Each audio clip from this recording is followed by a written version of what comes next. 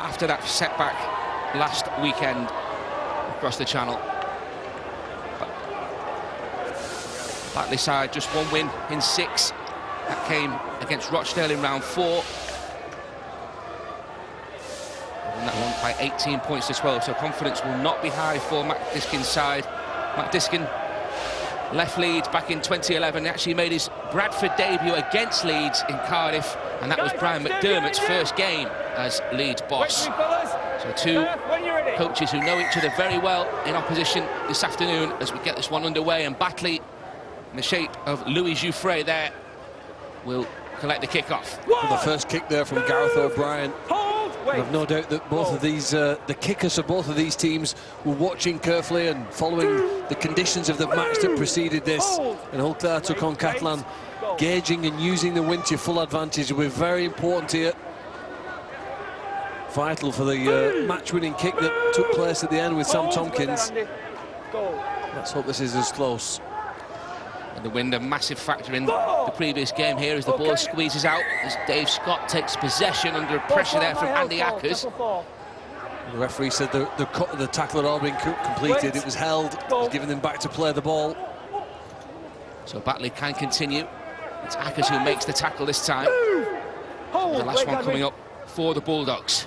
A good first defensive set there from the Wolfpack. I think that was one thing that we wanted to improve on from last week, was when we got the teams down, rucking off their own try line, we want to keep them down there. Keep them down inside the 50 as much as you can, and that's a decent result first up. Good pressure first up, and now Matty Russell with the chance to show what the Toronto Wolfpack can do with ball in hand. Their leading scorer of 5 tries this year. 4 of those came at Rochdale in round 2. Sure that the Batley Bulldogs will have done their homework on the winger. Good ball up the line there from Wallace for Alberson. It's 4 in the tackle though for Batley. That's good. It gives them control around the ruck. Maintaining the energy of having 4 men in tackles for the rest of the 80 minutes is a major challenge. Big collision, Gadwin Springer, Tom Lillycrop there. He plays the ball for Ackers. And on the last, it's Wallace who puts a kick in. You probably want to keep that in, Wallace. You know, we want to make sure we put pressure on teams, and a nice little dink over the top, but keep it high in the air. Make them take it off their own try line. The wind does seem to take the ball, doesn't it? When they kick it one way, it carries it over in that side of the field today. It did. And Matty Smith's first kick of the game in the game previous was the exact carbon copy of that. So Toronto looking to apply the pressure in defence now. Lewis Galbraith first up for Batley. Welcome into the committee of 3. Andrew Dixon in there. Good line speed from the Wolfpack. 2, move, go. Alistair Leake. It's the pass away. 3. This is Sam Wood now. Hold, go. A scamper, but big hit coming in from Gadwin Springer. Lined his man up there. 4. Getting through a lot of work Go. already defensively, Gadwin Springer. And the Ackers in the face there. Hold the 10, Gadwin, bit the 10. Go, go. And Gledhill can't make any further progress, and the kick comes in from Oliver Russell. Straight down the throat of Gareth O'Brien. He's well to position himself. He anticipated where Russell was going to put the ball. Got himself into the right position, brought the ball back to centre field, and now his wingers help to do that again here. Oh, it's a wild pass from Toronto. Wide to Chase Stanley, who picks up in the end. Manning in the tackle there for the Bulldogs. Hold. Stanley plays it for McCrone. 3. He's been impressive in and around training since he come to us, Jack Logan. I think he's primed for a really big game. Jack Logan is penalised here for a high tackle. Jumps off his feet. You've never really got much chance, have you? And Andy Ackers, if you're off both feet, the referee more often than not will blow the whistle. Guys, on this 20. Wait for the play. Wait. Go. Jack Logan in this Toronto lineup. Hull-born, a Skirler amateur, 4 years. 1. Just down the road at Hull FC. Hold down. It's an initial 4-week loan as Ackers plays the ball for Wilkin. This is Springer. Great carry. Move. Really strong carry. Gets his side to within 11 metres of that line. Wilkin. That's Wallace. Something for Russell, perhaps in the corner, and Russell is in the corner. No answer to the speed of Matty Russell, and the Scottish international makes it 6 for the season. And Toronto Wolfpack strike inside the opening 5 minutes at Craven Park. Nice timing and great skill here, wasn't it? To put the ball into the player, you know, he's got the opportunity. Look, 1-2, quick pass from Wilkin, goes again from O'Brien, and then Matty Russell dives in at the corner. The penalty, back Gadwin Springer charged forward there. Sure, he lost the ball though, he's got up to play it, but then he gave them the opportunity, shifting it wide, and Russell won't miss a chance like that. The best part about that I love is the squaring up. When I say squaring up, means instead of running across field, he's squaring up, making the defensive lines, the moving defensive line stop, prop, and have to go again, and that's why the Wolfpack got in the corner there. Matty Russell, 6 appearances at Hull back in 2012. He will enjoy scoring on this ground. And now Gareth O'Brien with the chance to improve the 4 points. About the most difficult place to kick from, though, with the wind swirling now almost in his face. He needs to head it out to the right. You've almost not got to aim at the goalpost. The wind's so strong here today. Aim for the corner flag, the far corner flag, and hope that it might drift into the right channel. Here's another example of that. Great pass there, John Wilkin, the first man to run and draw the defenders. That's a good team try. He's been great at that. Well, he's been great at that for a long time. John Wilkin is the second man. Is the second man out the back. You don't know if he's actually he comes on the ball that hard. You don't know if he's actually carrying it or if he's passing out the back. So that's a good start for the Wolfpack. Ready to go. Stay behind him, Sam. Off you go, mate. Ryan McDermott be enjoying this opening 6 minutes. Restart collected by O'Brien. With these conditions, 3 in the tackle there, though. Adam Gledhill leading it. They will put the possession down. Sidlow, no way through. Gledhill again in attendance. Ackers via Wilkin to Springer. Oh, that's a really nice offload. And Andy Ackers again. On the back of that is Wallace, Blake Wallace, cutting through the heart of that Batley defence. Just ramping up the aggression here, the speed here. Toronto Wolfpack look in the mood, Brian McDermott's men. 7 minutes gone. Sidlow with a flick, Ackers to Springer. Now it's Wilkin. Olberson with some space, he threw a dummy. Now he's found Matty Russell. No way through this time. Really important tackle from the other Russell, Oliver, on the other side. And then Wallace with a kick, which is just too long. Not the end of the set that we wanted. 7 tackles coming off the back of that, but a lot of good second phase play there from us, from the Wolfpack, and it's something that we've tried to work on all pre-season, all the start of the year, and it was looking good in that set. Crone and Dixon in the tackle. Space for Lewis Galbraith. Shut down by Sidlow. Alistair Leet waits. Good line. Lillycrop came charging onto it, but just look. Strong defence from the Wolfpack. Hold him up on the halfway line. McCrone among the tacklers. This is Sam Smeaton now. Andrew! Dixon gets to him. Leak, short side play. Jouffret, and Louis Jouffret. Whistled to the ground by Stanley. Don't push forward! Here's the last one for Batley. Untidy play the ball. Don't push forward, not The referee says he's lost it, so this will be I thought it was going to be a turnover on the last tackle, in my eyes, but no. The referee says scrum down, lost possession.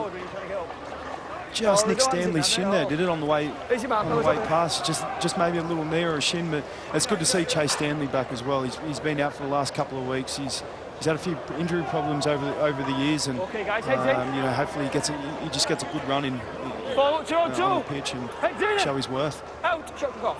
McCrone fed the scrum, and they go short side with Stanley, who forced that error just a moment ago into the tackle of Jouffret. Campbell in there as well. No, he hasn't. Good play there from Andrew Dixon, first receiving that pass. He's an important member of the Toronto Wolfpack. An unsung hero, Phil. I think he's one of those guys who... Sorry. McCrone across the line, and O'Brien now. That's Latelli. Wilkin. Sidlow gets through the first tackle. Misguided off further. He thought about it. Decided not to, and then made a second decision. And it's a knock on though from Galbraith. He's not happy about that decision at all. I think he needs to show a bit more respect to officials there than that. Said it's a knock on. Whether he did or he didn't, the referee's blown that. Got to accept his decision then. Look, a little bit there. It's a shame because he was the first onto it. You've got to admire teams. It was started with energy. It was great anticipation from him to stay up in the line. A lot of centres, well, a lot of defenders would have just gone straight back to the defensive line, but he stayed up. No one said those an offloader. Logan played the ball. Wallace finds Latelli trying to cut back on the inside. Can't get through the tackle of Sam Wood. Two more come over to take the man to ground, and now Wallace for Sidlow. Three wrap around the tackle as well. They've got good numbers in the tackle here early, Batley. Scampering run. Andy Ackers had Wilkin for company, couldn't get the ball away. A couple of chances still left though, and Wilkin. Pass isn't the best, and they pick up possession with Smith, but then it's seized back by Gareth O'Brien, and Toronto Wolfpack have a full set here, just 11 metres away. Sidlow still going. Just a couple of metres short, clawed to the ground. Ackers. Wilkin gets the ball away, and Andrew Dixon glides in for Toronto Wolfpack. 2 tries inside the opening 11 minutes. It looked inevitable as soon as that mistake was made from the Batley Bulldogs. They were just 10 metres away from the line, and Andrew Dixon goes in for his first try of the season. Great little play there with the lead and the man out the back, and the little tip on the end. We were talking about Andrew Dixon before, probably one of the unsung heroes of Wolfpack in the first 2 years, one of the originals as well, but a little bit of misfortune here for Batley from Smeaton. He probably just got a little hand on it, but really good work from here. Gadwin Springer going through as that first man, Wilkin out the back, just tipping on to Andrew Dixon, and the beauty of that play is doing it right at the sticks, where there's another, and it's not a defender, but just another obstruction that the defenders have to deal with, and 4 points for Andrew Dixon under the sticks. Dixon ever present at second row this year. He's actually played his 19th match in a row this afternoon.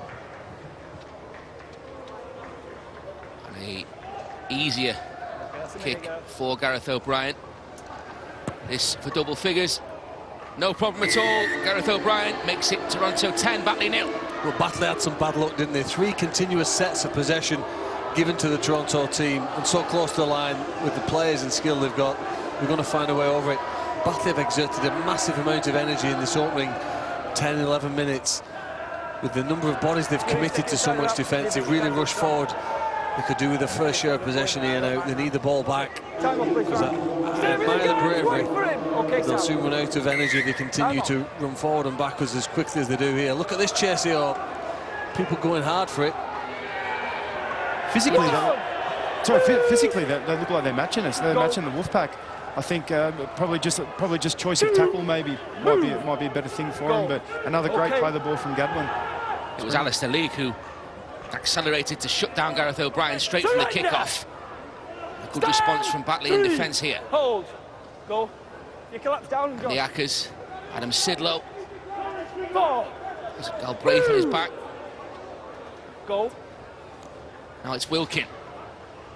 Wallace. O'Brien. 5.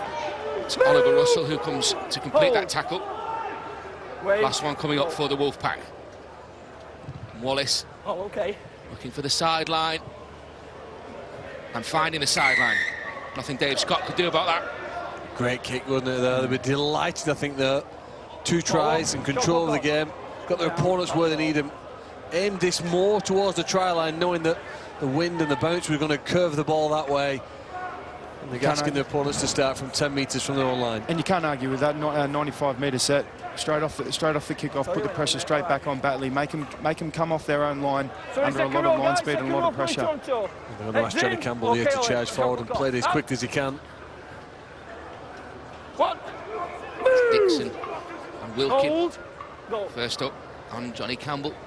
And a big hit there from Gadwin Springer. Gosh. It went dark all of a sudden, didn't it? He came flying forward.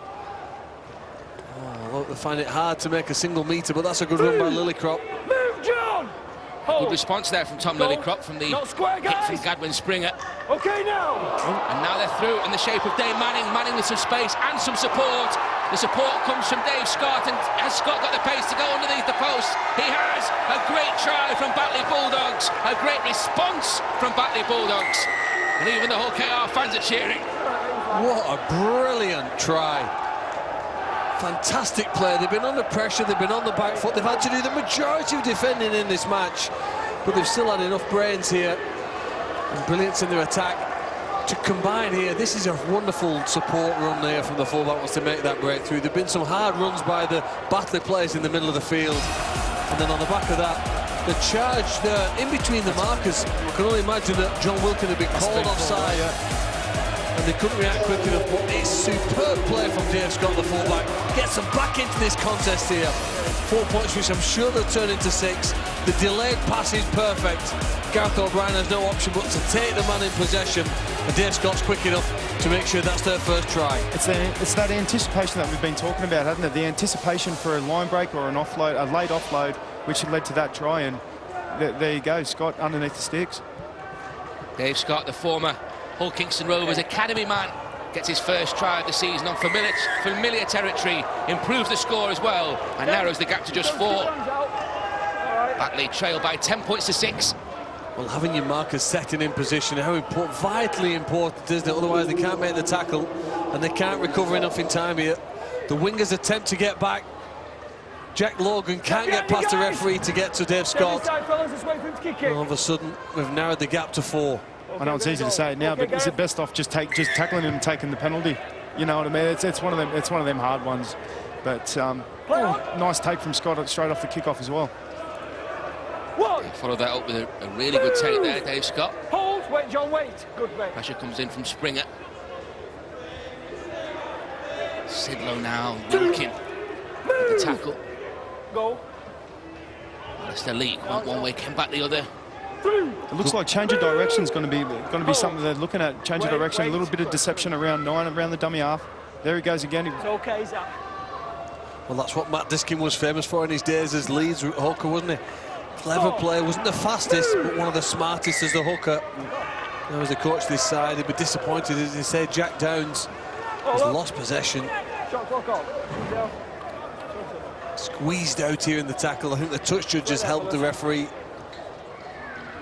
On the back of a fair bit of momentum off that set too, wouldn't it? Just those little, like I said before, those little change of directions, those little bits of deception around 9 that, like you alluded to before, Phil, Matt Diskin was great at, so he's obviously seen something. Out! Jack Downs has a couple of his former Hull FC teammates on the other side in Brad Fash and Jack Logan this afternoon. 1! Move away! Go. Chase Stanley played the ball. O'Brien finds Dixon. Some very enthusiastic defenders rushing up in the middle. They're up for it, aren't they? Badly, good on them. They're not leaving any stone unturned. They're ready to take it to the Wolfpack. It was Sidlow at the line and Wallace. Tom Lillycrop with the tackle. Ackers, Wilkin. McCrone tries to cut back on the inside. He's almost got through. There was a chance of an offload for a split second there. Couldn't get the pass away. Pressure came in from Sam Smeaton. Now Olberson. Good defence. Oliver Russell, he had a lot of people coming at him, made the right decision. He's out with Sam Wood, Huddersfield colleague. Just a couple of metres away on the last tackle here. Toronto Wolfpack, not the best pass, sends Blake Wallace towards his own line.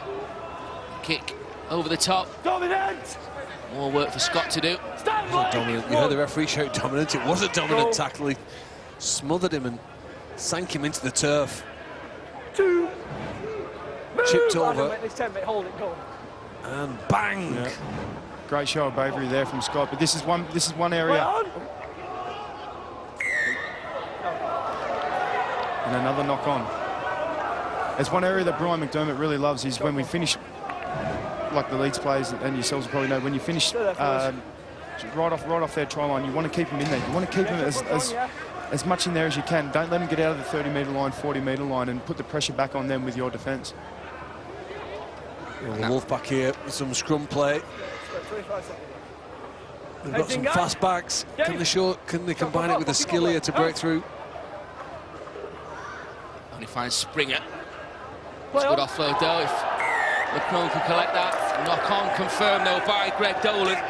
He called for expansive play. I don't know whether Brian McDermott will be too happy with that. No, I'd run it early, mate. You have to firstly compliment the tackle on Gavin Springer. It's not easy to pick him up. Sam Smeaton's a brave effort on him.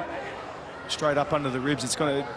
You're on the back foot straight away, aren't you, when you're getting driven backwards. So the offload probably wasn't on from Gavin Springer, but you know you've got to earn the right. You've got to earn the right to offload. Maybe tackle one's probably not the right place to do it. So Batley with a chance. One.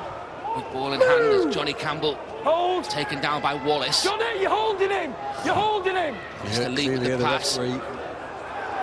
It's Lillicrop with a penalty. Leave it, guys. Lillicrop and Sidlow involved here. Step away. Finding the right level of aggression is important here for both of these teams. One's clearly the favourite, the Toronto Wolfpack. Batley, the underdogs. It's all about controlled aggression, isn't it? We use that word a lot. Controlled aggression. Maybe a little bit high there from Sidlow, and Lillicrop probably didn't take that too well, but it puts Batley in the good ball area now. It's a penalty, high tackle. Adam Sidlow missing last week in Toulouse. That ended a 49-game playing sequence for the former Lancashire Academy player. Oh, we've played for over 20 minutes. We haven't seen Batley at this end of the field. The only try was a long-range effort. Adam Gledhill first up for the Bulldogs. Move, Godwin! Wait. Inside the second quarter, and Batley looking for parity here. Louis Jouffret. Dane Manning. 4 in the tackle for Toronto initially. Wilkin moves away. Go. Alistair Leake. This is Jouffret. Oliver Russell. Was he taken high? Yeah, he's called it back. As a halfback, you need to be able to ride a tackle, and Oliver Russell's demonstrated that there. He's played to the whistle, gone through Albason's attempt. And they get a couple more shots here now. 6 more plays. Great opportunity then for Batley. Jouffret. Surrender that. Manning, great offload for Jouffret. There's an obstruction being called here. Behind him. He should surrender there. No, he almost had to concede and take the tackle. It's not something I particularly like in rugby league here, but what them don't, they want to run behind a teammate to drop down. Drop down, yeah. Pretty unlucky there. He's got some good ball skills, that Manning. We had a look at him during video during the week, and obviously identified him as one of their main players. Halfway line, guys, halfway line. Wait for the play, go Tom. He's Stanley now trying to inject some speed back into the game. His team have gone flat for the last 5 minutes. Taken by Galbraith. This is Darcy Lussick on from the bench. Move, Tom! Now Dixon. Through the tackle first up, carries 2 of them on his back there. Jouffret among them, quick play the ball. But a knock-on called. It's a fine line, isn't it, between a quick play the ball and a legal one. Yeah. You want to get them quick play the balls, but you want to do it under the right kind of, do it the right way. And Dixon probably just bobbled it just that little bit, but it was enough for the referee to call it back. Very hard to know what is a legal play the ball, isn't it? If you get into the technicality of it, I mean, I don't see it was a lot wrong with that. Especially when drop ball, place the ball and roll it back with your foot, which is what it seemed to do. Yeah. Especially when there's hands, legs and feet running everywhere, it can get pretty messy. Move, John! Hold. Go. Jack Downs played the ball for Batley. Okay. 2. Move! Hold that, Andy. Sam Wood. Good drive from Gledhill again. The number 8 for Batley gets them over the halfway line with even 3 defenders around him. Go 3. Really good leg drive there, and Lillicrop on the back of that charges in again. Strong carry from Lillicrop. Okay, guys. All okay. The kick from Oliver Russell over the top. It's collected as well. Oh, he did brilliantly there now, Walker. It's a dangerous tackle. He's going to be penalised for a dangerous tackle. The man's in the air. I think Gareth O'Brien sort of can't get out of the way, can he? It's a shame. He apologises immediately, to get out of it, but yeah. He stood there and the man's in the air trying to get the ball. Time off, please, Frank. Crystal, let's see if he's okay. He's landed heavily on his back. No doubt that would wind you at the very, very least. Yeah, I thought I saw a little bit of claret coming out of his chin. Is there a little bit of blood there coming out of his chin? Hopefully it wasn't from that collision, and hopefully he's okay. But there's not much you could have done, but it's just going to he's up in the air now, Walker. Lands awkwardly on his back. So that's why. Physio's on it. Seems to be okay. And it's a great kick though, wasn't it? Even early in the tackle count. Very hard to defend that, doesn't it? As the defenders are coming forward, you put the kick behind them. Walker seems as though he's going to be okay to play on. And I think Russell sort of lost his man there for a little bit, left side of the winger there. So, you know, a little dinking behind him might be part of their game plan. It's something Toronto are going to have to look after. Okay, Alex, let's go. Great opportunity then for Batley. Hold up, 10, Adam. 1, move. Downs first up. Go. Leak. Oliver Russell. Dickinson on the bench. Move. Hold Darcy. Go. Jouffre. Back on the inside. Move. That's Manning. Tied up by Ackers. Some space though for Alistair Leak. Momentarily. Shut down by 3. Release. That's 4. 2 chances left. Manning's pass.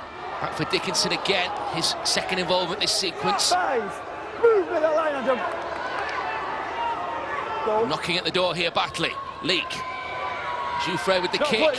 It's really good play from Chase Stanley though. First to collect it, and secondly to stay the right side of that line and in the field of play. I think it was good play all round, wasn't it? I mean, a great run now from Jack Logan. But to get that kick in the gap isn't easy. No. And then to gather the ball in and drop quickly as Stanley did, kept his side in possession. They weren't forced into a goal line dropout. Threaded the needle beautifully, didn't he? And just the anticipation of Stanley of that ball going through. It could have gone anywhere. Ricochet could have gone the other side, and Batley Chasers would have scored. Go.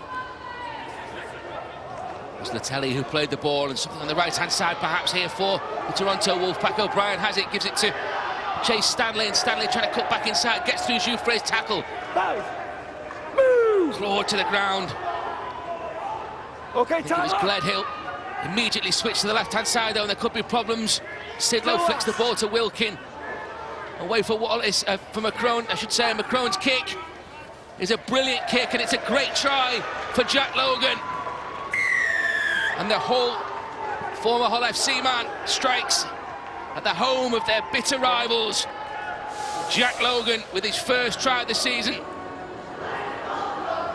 Well, it takes a classy team to go the length of the field in one set and score. Firstly, the class to defend at the other end with Chase Stanley preventing the try, the kick brought in, and then here, great skill to get them upfield. They don't panic here on the last tackle, shifted it left, couldn't find the gaps, and then here, it's a wonderful kick over, which Jack Logan could just wait patiently for. Yeah, well, Logan started that set off too, didn't he, with that beautiful carry straight behind the ruck. But Gaz O'Brien here, you can see he's got a bit of space. Chase Stanley, he wanted Logan to come in on the inside to give him a little flick pass, but it wasn't to be. But beautiful poise and vision here from Macron to see all the Batley players that come in to try and defend that first shift. But as I said before, Jack Logan, he's been training the house down these last couple of weeks, and he's a great acquisition to our club. Okay, Gareth, you got a minute. Made his debut last week in the defeated Toulouse. A 1-month loan from Hull for Jack Logan. Strikes in Hull in Toronto colours.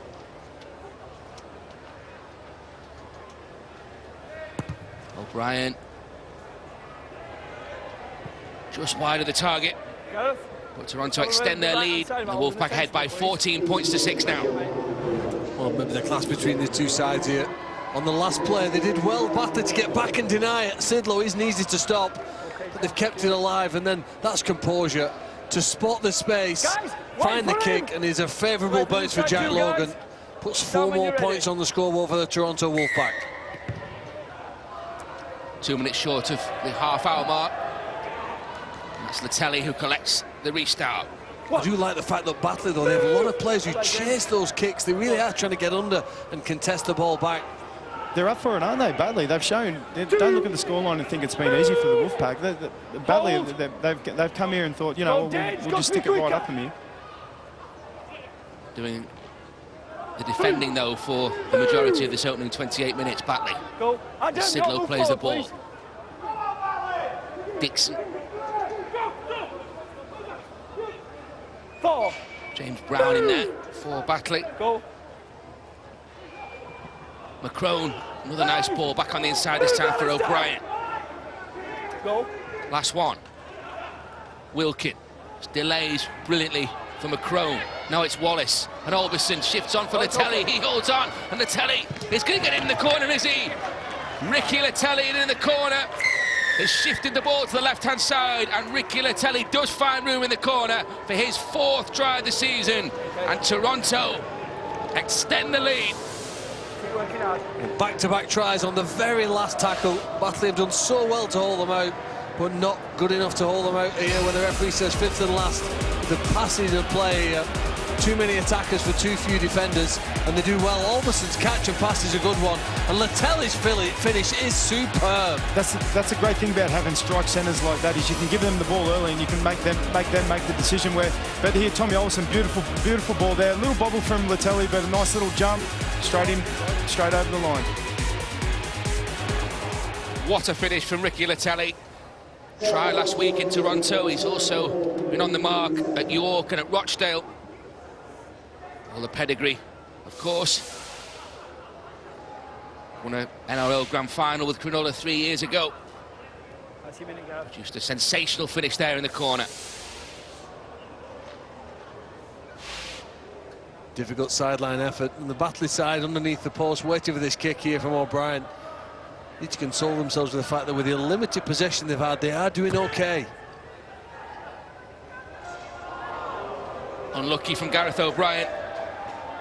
Comes off the post, but Toronto ahead now by 18 points to 6. Well, the pitch is looking too big, isn't it? Yeah, but certainly narrowed her by the attempt, and that is fantastic, isn't he? He knew all the way, 4 or 5 strides before he got to the takeoff split, that he puts that down by a centimetre inside the out of bounds line. And that's not luck, is it? These guys are practicing those kind of tries every day. I sort of, because I don't score that many tries, as you can probably tell, I'd sort of watch them and think, what are you blokes doing over there? But I tell you what, it just come to fruition for us on that one. Sensational finish from Ricky Latelli, and he collects the kickoff as well. 1. Move! Wait there, James. Wait. Darcy Lussick. Mullally now. It's a Leaks tackle first up. Brown in there as well. Manning drives him back. Move! Hold there. Go. Playing with more width now. Dixon steps off that right foot and receives another penalty here now. That's the problem.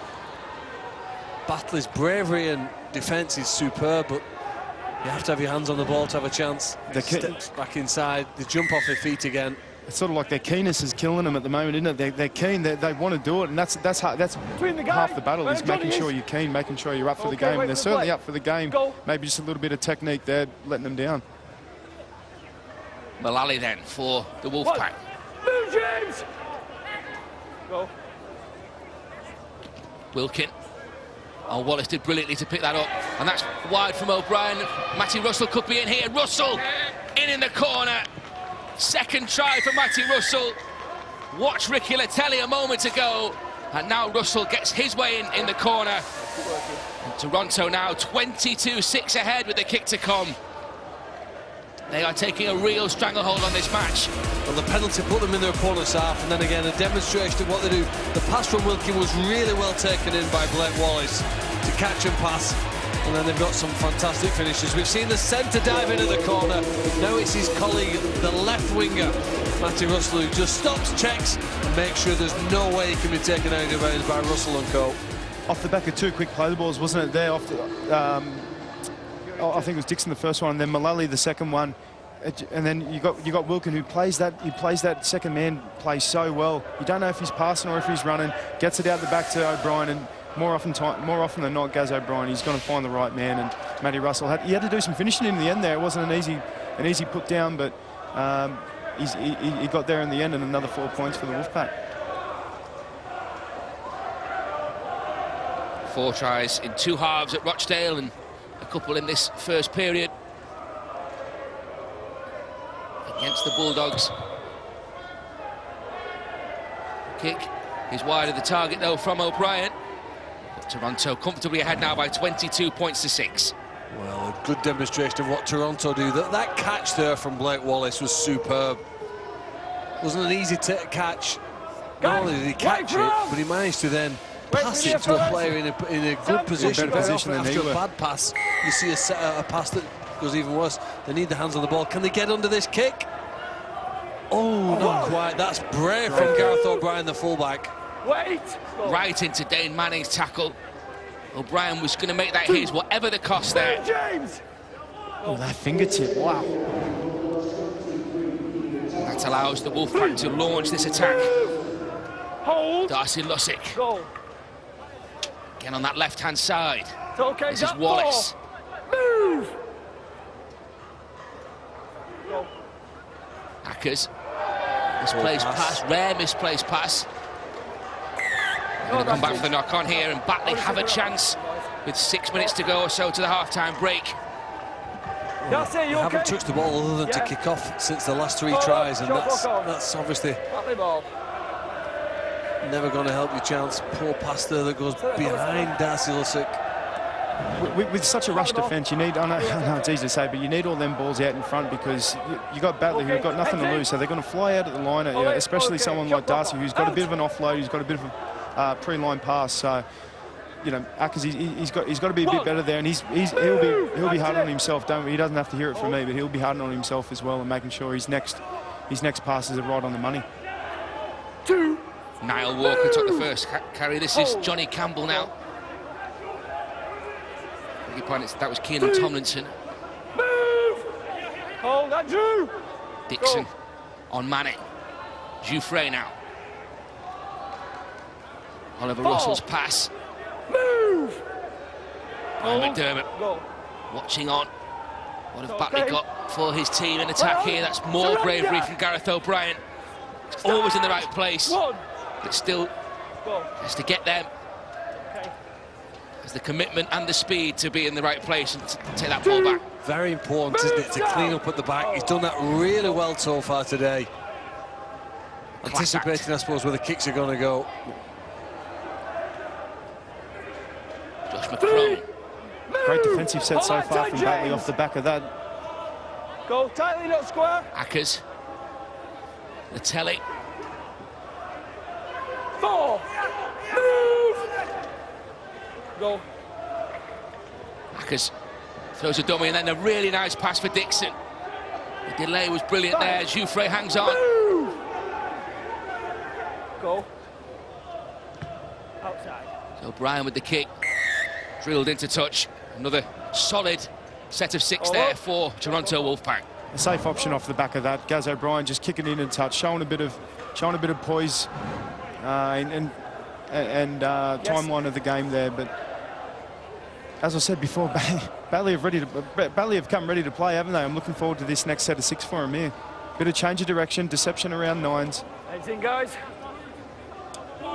Shot block off. Batley, the champions back in 1924, 3-time Challenge Cup winners as well. 1. Move! Hold. Go. Okay. 2. Scampering run from Sam Ward. Tackle complete, fellas. Go back we go. Tackle 2. Okay, Tackle Sam, from off Mullally. you go. Go. 2. Called complete by Greg Dolan. So Batley allowed to continue here. Move! Hold. Need something before the break. Matt Diskin's met. Jouffre. Tomlinson. 4. Move! Alistair Leake. Good himself this time. Really good run. Finds Oliver Russell. And there's an intercept here from Ricky Latelli. And Ricky Latelli is away. He's seeking his second try. He's hunting down his second try and closing in on a double in the first half. Ricky Latelli. Well, that's amazing, wasn't it? His skill. His arms seemed longer than any other player on the field, though. He'd extended and Go, gadget arms. Further, didn't they? They thought, the Batley, that they could get on the outside of him, get around him there, and there would be a chance for a 2v1. Ricky Latelli's brilliance there. And a bit of a byproduct of proactive defence here, isn't it? They're scheming, aren't they? Alistair Legg there, scheming along. Latelli's just hold steady, stay square, as you've always been taught, and he strides away. Looks like he's slowing up there in the end, but he only just makes it. Well, he taps the ball up here, doesn't he? He doesn't try and just knock it. He's a flick in the air that gives himself a second chance to take it in. And 2 tries for him inside 10 minutes. Well, they really have hit the accelerator from about the 25th minute mark. He's a clever rugby league player, is Ricky Latelli. He's smart. He doesn't say too much. He's a very quiet guy, but when he's one of those guys, when he speaks up in video, everyone stands up and sits up and listens to what he's got to say. Change of kicker for Toronto, and Ryan Briley gets 2 points for the Wolfpack. 2 more points for the Wolfpack. They're ahead now by 28 points to 6. Well, Leek had really tried, hadn't he? You've got to compliment Batley. Just taps it up. It's been a couple of times this game so far that they've sort of just crabbed across field, or just sort of looking for one of the Wolfpack players to come out and solve a problem on their own. Gareth O'Brien 1 from 5 with the boot, so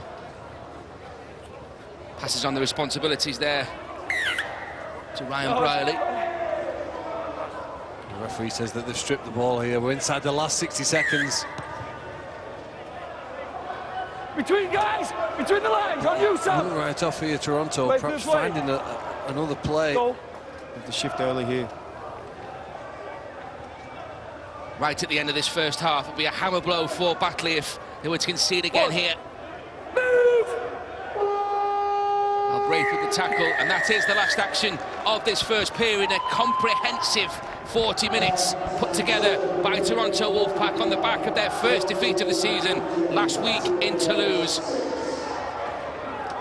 Ricky Latelli with a double in that first period. Matty Russell also with 2 tries. They were 10-0 up inside 11 minutes, and then 4 more tries in a 13-minute spell have put Brian McDermott's men in total control at the interval as they look to go back to the top of the Betfred Championship. At half-time here at Craven Park, it's Toronto Wolfpack 28, Batley Bulldogs 6. The perfect day to plan our next family holiday. Granny Birdie's coming, so let's take an apartment this year near the beach. And with a pool for the kids. This one's nice. And on Trivago, I can even compare prices from different websites. Hotel? Remember a tie. Togetherness. Car and driver in perfect harmony. It's the Mazda way. Mazda MX-5. Available with 4 years 0% APR. What's the next big thing? Your whitest smile. Introducing Colgate Expert Anti-Stain with advanced dual action. It removes deep set and dark surface stains for up to 3 shades whiter teeth. Reveal your whitest smile. With new Colgate Expert Anti-Stain. You've got it. No, we haven't talked about it openly. Prefer to keep it private. This is a touchy subject. Well, We have had a few issues. it isn't easy talking to your family about money, but it is important. The M word from Lloyds Bank. It's good to talk about money. Look, it's me. Giving out my credit card details. Sharing my passwords with strangers. Being hackers' best friend. Your sensitive online data is just as open to snoopers on public Wi-Fi. Connect to NordVPN. Help protect your privacy and enjoy advanced internet security. Download NordVPN now. 30-day money-back guarantee. Life has its own rhythm. It's always changing, forever moving from one day to the next. But which is why with O2, you have the flexibility to spread the cost of your phone between 3 and 36 months for a lower monthly bill. Search O2 Custom Plans. Phone plans that move with the rhythm of your life. 5-star movies deserve a home of their own. All right, all right, all right. Are you watching closely? Available now on Sky Cinema. We got some new blood this morning. Show me what you got. I earned my place here, and I'm not leaving. Now available on demand. When you play the Game of Thrones, you win or you die. Game of Thrones, every episode available now with the ultimate on-demand pack. Toronto's next assignment, a date at Halifax. It's on Sunday, March the 24th in the Betfred Championship. Check your local listings to watch that one with us. At half-time here at Craven Park, they're in total control, really. The Toronto Wolfpack, doubles from Matty Russell and Ricky Latelli among 6 tries in that first period. Dave Scott with the Batley response. 28 points to 6 at the interval. Have a look at some of the highlights of that first half now in the company of Ashton Sims and Phil Clark. Well, all week, Brian McDermott was asking for a positive response, and you couldn't have asked for a better start to the game than this. Matty Russell, a beautiful shift on to the left there. John Wilkin, the second man out the back. Blake Wallace to Gareth O'Brien, and Matty Russell diving over in the corner. And then another a beautiful little second man play there. John Wilkin just with that little deft touch. He's got a silky set of hands, this John Wilkin, and Andrew Dixon reaping the benefits of a great build-up play.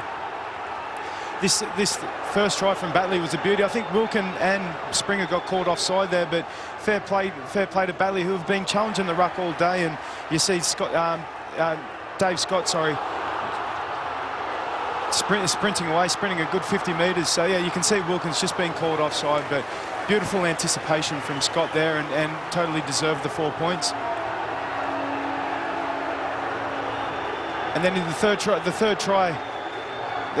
try from Logan for Toronto Wolfpack. Beautiful little lead-up play here, offload from Sidlow over to Wilkin, and just great little bit of vision and poise there from skipper Josh McCrone to find Logan in the far right-hand corner, and another 4 points for Toronto Wolfpack. But the lead-up play is what made it here.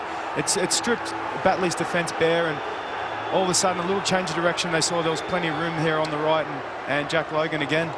They then scored 2 back-to-back tries. Look, the referee says it's the last tackle, and their ability here to keep the ball alive. And it's that left side, both the left centre and the left winger both scored 2 tries in this first 40-minute period. That's arguably the most spectacular one as a finish here. He knew 4 or 5 strides before he got to the actual try line what he was going to do. You knew in his mind it's to take off the grounding all-in-one control movement, and the brilliant score for Ricky Latelli. He's then left winger. He got the next one again, back-to-back. The Bulldogs couldn't get their hands on the ball. He found himself in space. The pass was good, and the finish even better. They then extended the lead again with Ricky Latelli after this try, which is a wonderful catch from Wallace, and Matty Russell made sure steps, stutters inside and scores, and his left centre then was the one to score the final try of the first half. It was a real shame here for the Batley side, who found themselves with a little bit of space. Oliver Russell tries to get that flick pass to his teammate, but Ricky Latelli flicks the ball up and takes it in one motion, and he's too quick for anybody to cover him. Scores it there, 26 points to 6. They knew here with this advantage it was a shame. They'd had the numbers, and Oliver Russell thought, if I can keep this ball alive, we might just be able with Sam Ward to get the overlap. But no, Latelli's brilliance is too much, and his speed covers the space to get them over the line. Well, with the first half stats, you'd expect them to be in favour of the Toronto side with 28 points to 6 lead. One thing you can't measure, I suppose, is the bravery of the Batley side that have shown so far this game. They've certainly done pretty well. The missed tackles, well, with a 28 points to 6 scoreline, you'd expect the Bulldogs to miss a few more, but there's been no lack of commitment from the Batley outfit. Certainly, they've come ready to play, as I said in the commentary. But you look at that completion rate, 83% to 57. And 57 is quite a low one. So Toronto in control after 40 minutes here at Craven Park. Toronto fans will be the ones that are enjoying this one. 6 tries in that first period, doubles for Matty Russell and for Ricky Latelli. And really the highlight of that first period, the finish for Ricky Latelli, managing to squeeze the ball down in the corner. 28 points to 6 then at the break. Brian McDermott with a happier coach at half-time. At the interval, his men lead by 28 points to 6. Did you know that 95% of the ocean is still waiting to be discovered? And a holiday in space might be possible before the year 2030. Maybe one day we'll all be given the chance to explore further. Until then, explore the world around you with Trivago. Just type in your destination, select what you're looking for, and Trivago will show you the hotels that match your search criteria, so you can explore the world around you just the way you like. Hotel Trivago. At LV, our car insurance comes from the heart. That's why we've made our multi-car policy our cheapest way to get cover for your household when you switch to LV. So, just imagine if you insured 2, 3 or more cars with us, how much you could save. For an exclusive multi-car discount from a Which recommended provider for car insurance, go direct to lv.com. The Casper mattress, delivered in a box. Developed by a dedicated engineering team, dreamt on by you. Try it for 100 nights, risk-free, at casper.com. Imagine a luxurious Caribbean holiday designed exclusively for couples. At Sandals Resorts, love is all you need because the best of everything is included. Now imagine a Caribbean holiday created for families. At Beaches Resorts, they have more quality inclusions than you can imagine. Sandals and Beaches, voted the world's leading all-inclusive resort. Hunting Britain's rivers to uncover our ancient past. Let's do this. Wild swimmer Rick Edwards. Wow. And master relic hunter Beau Wimet. I love the smell of history in the morning. Rescue treasure of national importance. It's a musket ball. Never found a source. That is officially treasure. Yes! I'm going back in. The brand new series, River Hunters, starts Monday at 9, only on History.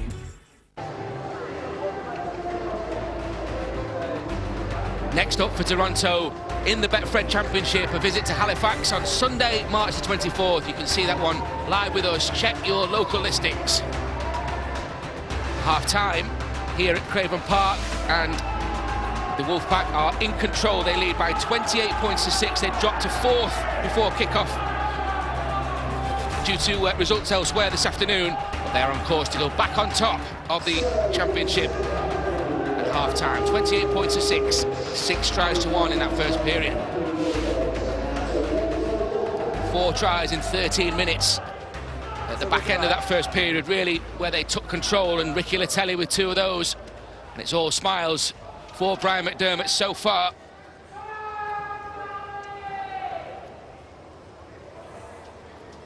All going to plan as far as the Toronto Wolfpack are concerned after events in Toulouse last weekend.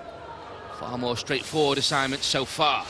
But Batley, I should say, we've said in that first period, they've been really enthusiastic in defence. They've been denying the Wolfpack space and time, but they just haven't had enough possession. So we get this one underway in the second half, and it's Anthony Mullally who takes the first carry strongly for the Wolfpack. Dan, gotta be quicker. Testy now for the Toronto side. Last week they were smiling at the start of the second half, but they lost that by 30 points to 0 in Toulouse.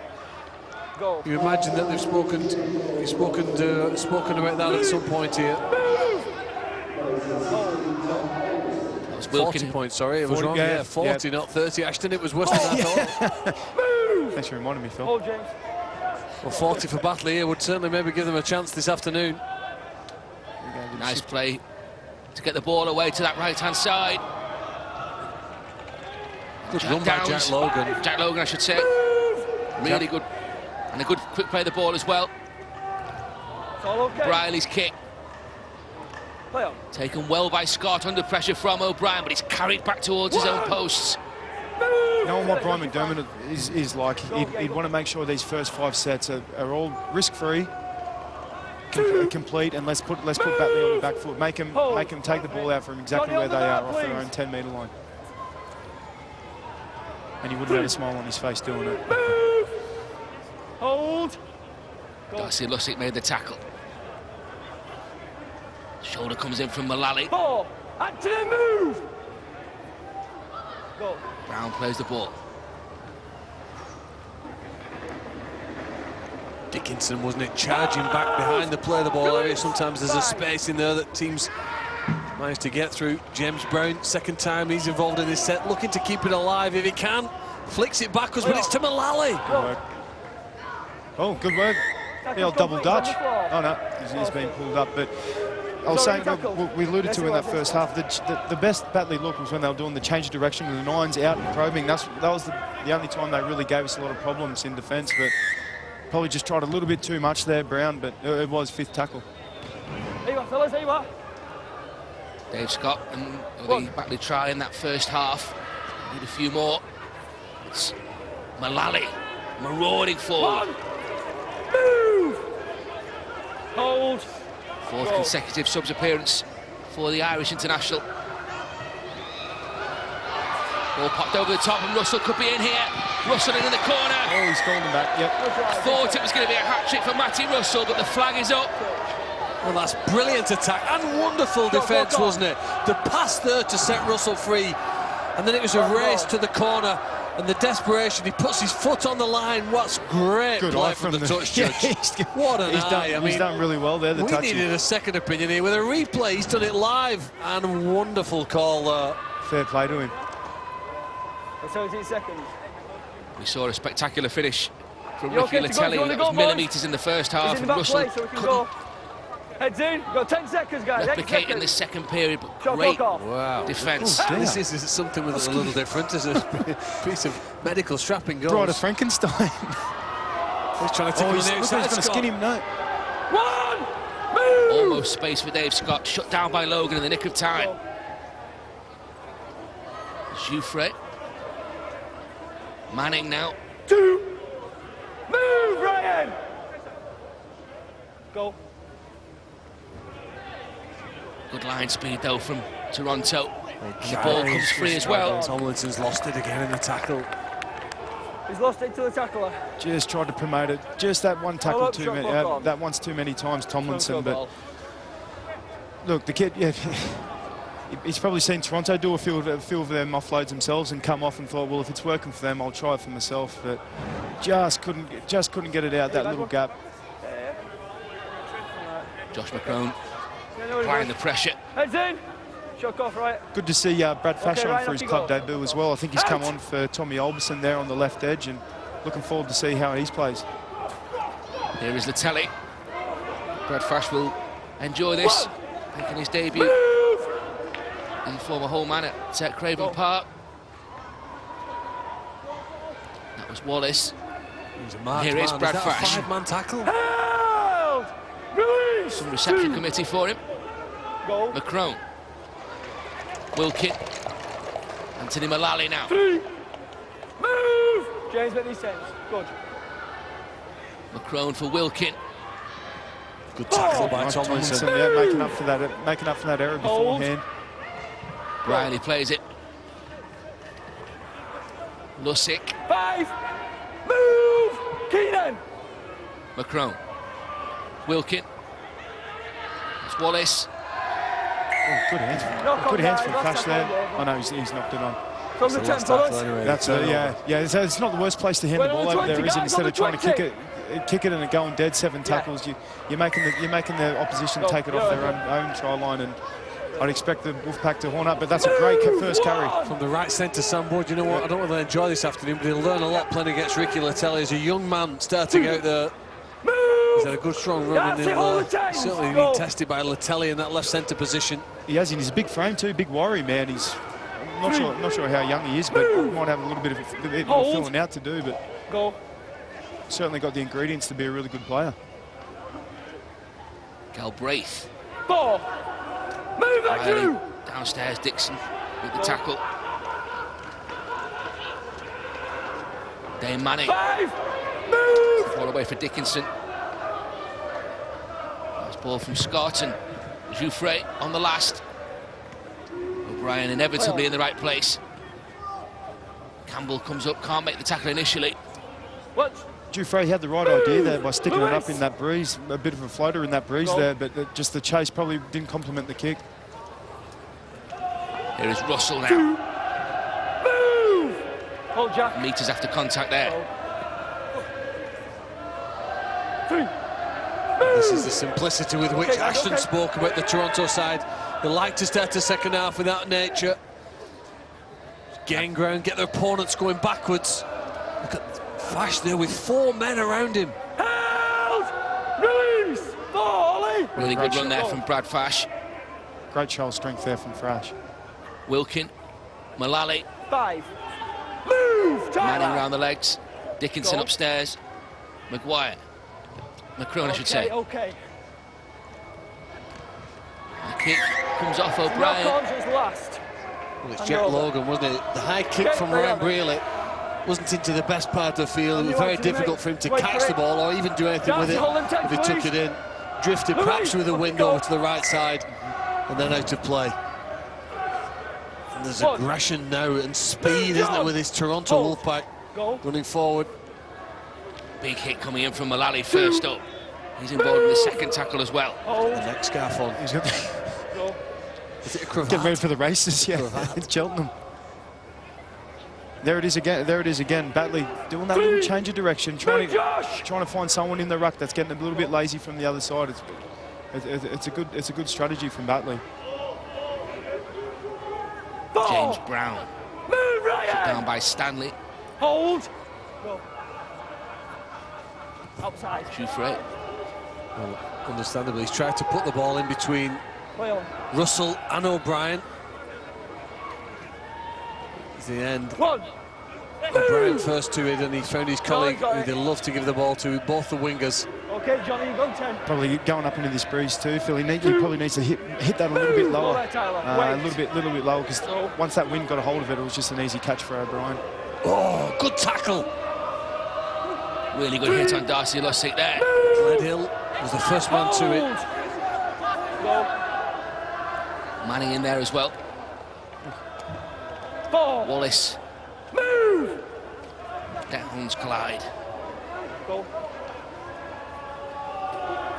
It's a nice pass, wasn't it? Ashton spoke before about John Wilkins' ability. There are a few players who can run straight and then pass to a teammate moving like that. Last tackle. Referee says he was complete. Hand over in possession. Yeah. Probably just a little overzealous there, McCrone, on like what we call heading the ruck up and getting a goose. Those quick play the balls, maybe not on the 5th tackle, but still great eyes up from McCrone. And now we've got Batley coming off their own 40. Flash in the tackle there. Run too long, mate. Let's get out, please. It's a Batley penalty. Well, a brave run from Sam Ward. He's had one before. Certainly wants to come in and get involved this afternoon. Before the line. Go. Approaching the last half hour, and Batley in possession and in the Toronto half of the field. James Brown's had a lot of involvement in his time on the field. Go. Good. That was Leak. Back this way is Dickinson. Move. Hold. Super League experience with the Huddersfield Giants. Tyler Dickinson. 3. Move. Manning repelled by McCrone. Spin is from Brown and Leak. Off for Manning again. Still 3. Managed to get the ball away for Scott. That was really good play there. Okay, Josh, you made it. And now some space on that left-hand side. Tomlinson, a couple of metres short. O'Brien in the tackle. Jouffret puts boot to ball, trying to chase his own kick here. And O'Brien does brilliantly there, or does he? A great chase off his own kick there from Jouffret. He disagrees with the referee, doesn't he? He felt that he got back into the field of play after a difficult catch to take it back in and kick it just gently into the in-goal area. The referee says no, he's in goal, he's trapped in goal. And Batley deserve possession back here now from a goal line dropout. Just be over it, mate. So if you were scoring, it'd be in the line, it'd be in the in goal, wouldn't it? It's the same thing. On the line is clearly, as you can hear the referee saying, it's in the in-goal area, because if you put the ball in an attacking situation, it will be a try. So the try line is part of that in-goal area. As a result, Batley get the ball back in the kick, and Brown charges forward. First real chance of Batley in the second half, isn't it? It would be interesting to see if they come up, stay with that strategy of moving around the ruck, around the nines. Jouffre, Dickinson. 2, move, Brad! Go. Leak. Jack Downs. 3, move, Brad! Hold. Leak from Oliver Russell this time, and Jouffre back on the inside is Manning. He gets the ball away, back for Jouffre. Second time. And another offload. Still 3. Jouffre still going. Needs something here, Batley. 4. Mullally with the tackle alongside McCrone. 8 metres short to the hour mark. Some space for Manning, perhaps. Move. Lussick, Wilkin in there for the Wolfpack. Last chance comes for Oliver Russell. And in the corner, that's really good defence from Latelli and Matty Russell. I think long passes are difficult in these conditions. We've seen what impact the wind has on the kicks. And the same with the pass there. I don't think he needed it in front of him, didn't he, to invite him onto that ball, and the wind just drew the ball backwards for Sam Wood. And I think for Batley, I think they've showed there's a bit of joy with that late offload as well. So maybe those long balls, especially like you said, especially in these conditions, aren't conducive to scoring a try. But they're certainly getting a little bit of joy off the back of some late offloads. 2, move, hold. Good tackle there from Jack Downs. Flick for Mullally. Good great play, Stanley. And now Logan is away. Galbraith with a really good tackle. They want the quick play of the ball though here, Toronto. Chase Stanley. Bring it back now to the left wing. That's Wallace. Good tackle there. Sam Wood it was. And a penalty now for the Wolfpack. Just ramped up the acceleration there. Batley couldn't live with them. Well, in that 30 seconds, you saw the difference, perhaps, in class between these two teams. Their ability to shift the ball, and then the speed on the end of it there, wasn't it, got them into position. The referee says a penalty here. Wonderful little flick offload, and then 5 passes to the wing, all quick, crisp ones. Releasing Jack Logan down that right side, but can't get outside of Lewis Galbraith.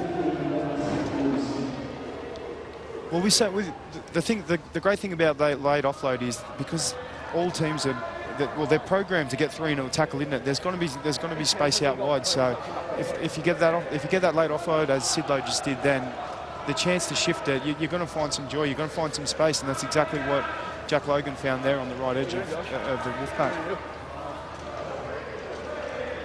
7 tries in that first period. No score so far in this second half. McCrone decides to go for 2 points here. They're tapping, yes.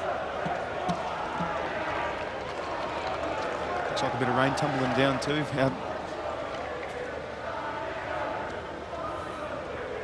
Alistair, you good? Right. He's just checking that Alistair Leak's okay. He's had his medical treatment. Going to tap the ball here. I think Mullally or Sidlow will be asked to get them closer to the line. Time on. Looked like McCrone had said he was going to go for 2 points, but Toronto now electing to run this. Go. Wilkin, that's Wallace. O'Brien, great pass. Okay. Latelli. Still 1. Matty Russell. 2. Move. Oh, there, Tyler. Go, good. O'Brien. Right. This is Brad Fash now. 3. Move. Galbraith. Oh, Lewis. Go. McCrone. 4. Great tackle by Tomlinson. And Briley too, crashing to ground. Wallace. That's O'Brien. It's okay. Further wide is Russell. Russell cuts back inside, still going, Matty Russell, and cut down just a couple of metres short. That's how close Toronto Wolfpack are. Last chance. Really good defence to wrap up Sidlow. He's managed to get the ball away brilliantly though, and Wilkin comes charging onto that, and the first points in this second half go to Toronto Wolfpack. They extend the lead, and John Wilkin with the 4-pointer, his first of the season. And the former Hull KR man opens his account for the championship, the home of his former club. Well, Toronto's attack had really stretched and tested the Batley defence all across the field, hadn't it? And then it got to the last play, you thought they could hold out for one more, but not with the numbers that they had flooding back into the middle of the field. They dragged them all over to one touchline. They've done it obviously on the other side with Jack Logan first charging down that side of the field. Then they came over to Matty Russell's side, had them all over. Look at the number of Batley shirts around the ball. It's the last tackle, they're expecting a kick, some of them, but not John Wilkin.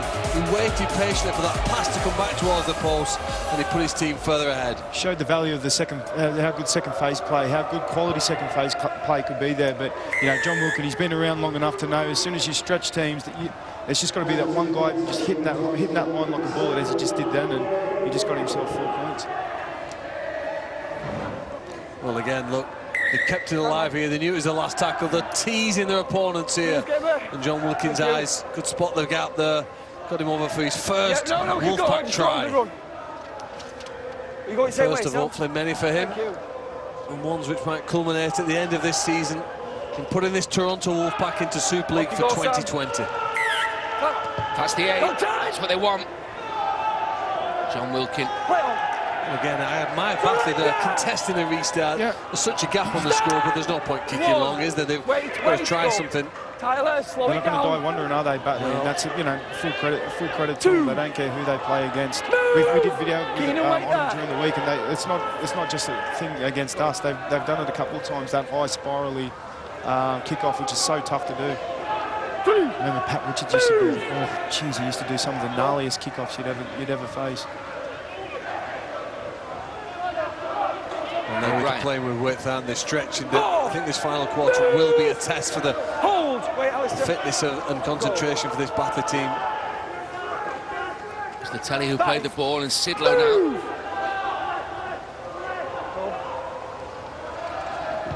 Oh, okay. Kick from Blake Wallace. Play up. Dave Scott is there.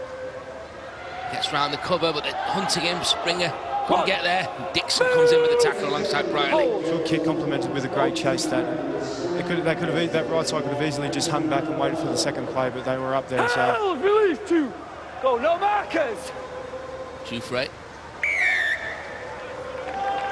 Markers not square. I think it was Sidlow there called off at marker, but he just took another little bite. Easy way for Batley to get out of their own half. Just before the line. Okay, guys, on you. There you go, Sidlow, just taking that, just getting a little bit too over eager.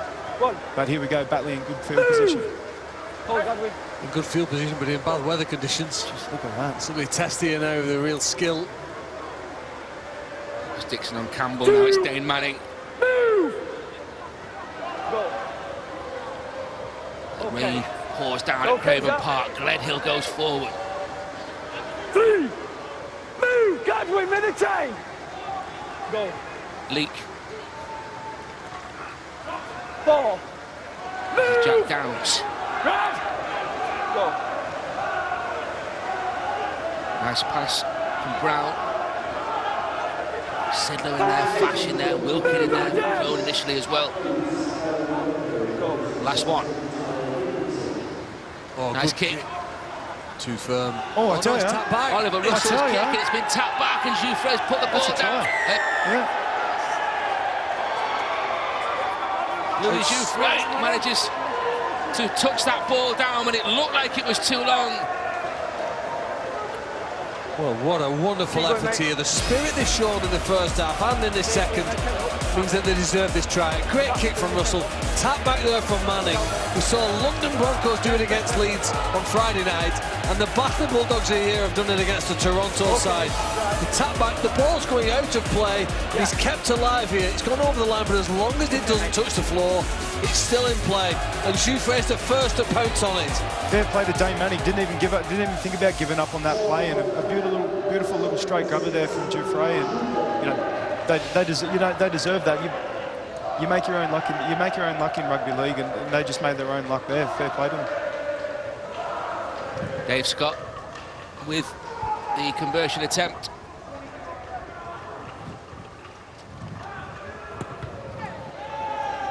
Two more points. Second try for Batley. Trailed though by 34 points to 12. It's a very difficult skill on the last player when there's players coming at you to kick the ball soft enough so that it doesn't just roll over the dead ball line too quickly. And then it takes an extra commitment, doesn't it? When everyone's given up on it, you haven't. Just popped up right at that last moment, didn't it? That last... Oh, here we go. We're getting bandaged up again. That's it. Well, I don't think it's a laughing matter in that weather for the physio. I feel sorry for him, do you? Poor Blake. Or when he went to do a degree at physiotherapy, I don't know whether they ever practiced in those conditions. Any strapping like that. Poor Blake's trying to keep it stuck on there, and he's wetter than an honest pocket. I've got you, mate, yes. Yeah, I've got you. Thanks for the on. Not just the players out there, our crew as well in these conditions. Tough gig for them as well. Bringing you these pictures. Okay, guys, let you go, mate. You're fine. Guys, wait for him! Every side. Okay. In the final 20 minutes now, Wolfpack want to make sure that they don't let any more points in. Look at that. This rain, it's just coming in. It's coming in sideways. That's how heavy it's gone. One. It's Toronto have the points crucially on the board. Go. This last quarter. Two. Move. Hold. Go. That was James Brown. Lukin and Springer on defensive duty for the Wolfpack. Go. Yep, okay. Good run again from Sam Wood. It's going as the game's gone on. Okay, is that outside? Long kick downfield, but that looks far too strong. It's far too strong. 40-20 would have been maybe a better shot earlier. Yeah. The strength of the wind behind them now. Yep, we're okay to go. I think was it Leek who kicked that. I think he might have looked up and seen Gareth O'Brien just patrolling that 20-metre mark, which he's very good at, and just try to hold it up in the middle of the field there. So the chase probably led by Manning as well. Again, but it's tough conditions out there. I think that offload might be a bit too tough in this kind of weather. Almost a fumble from Sidlow. He manages to hang on and get the ball away back from McCrone. Oh, good rugby. Fantastic from O'Brien. He gets away from a couple as well. Surrender! Stand! 3. Chase Stanley waits. Go, you okay? It's Brierley, and then the ball is stolen. 0. Legally. Batley have it back. Again, aggressive defence from Batley. They're getting some benefits from it.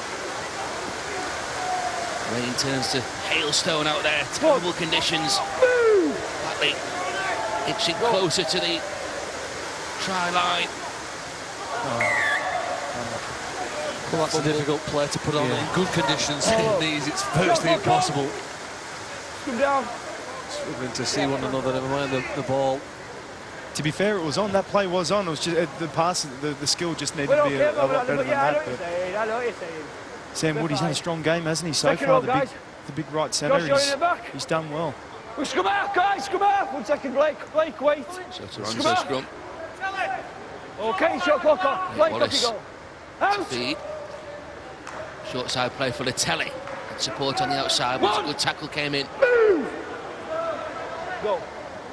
There's Russell. Okay. Having across field. Move. Go.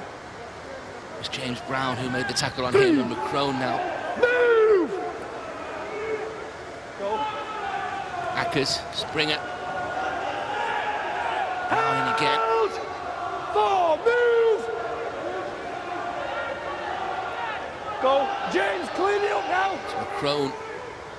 It's Andy Ackers. Okay. Brierley gets the ball away to O'Brien. Under pressure. Move. Hold there. Go. Chase Stanley. Riley. Boot to ball. Still the last tackle though, says the official. And so Ackers finds McCrone. Now Fash. Kick from Russell. Last. Play on! Well, the Toronto Wolfpack have been brilliant on the last plays this afternoon. They really have converted some of those chances into tries, but not on that occasion. Batley working hard enough to get across the field, cover all the spaces. The referee kept saying on that kick it hadn't been, the tackle count hadn't been wiped down, even though it had at times hit some Batley players. No matter how good of an attacking team you are, if you're playing against a team who just keep continuously turning up like that, using their defensive structure and everyone holding it, no one trying to sprint out of the line and solve their problems themselves, it's always going to be tough. And like we saw there, Matty Russell tried to conjure up something out of nothing that didn't come to fruition. Josh. Paul Brearley, who played the ball there. Gledhill under pressure. Penalty, some interference there. Well, I admired Batley's bravery in the first half. It's 6 points all in this second. We've played for 25 minutes now, this second half. And they really deserve, haven't they, to win in this contest. They've shown great commitment, shown some enterprise, not had the skill of their opponents at times. One. Move! Hold. Go.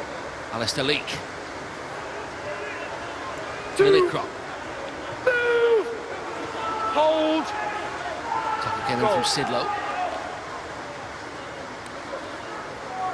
Good offload away for Jouffret. Ball goes behind the man though. Zero! Hunting again, but zero tackle call, so Campbell will start this set. It's a really good run from Johnny Campbell. Move! Zero!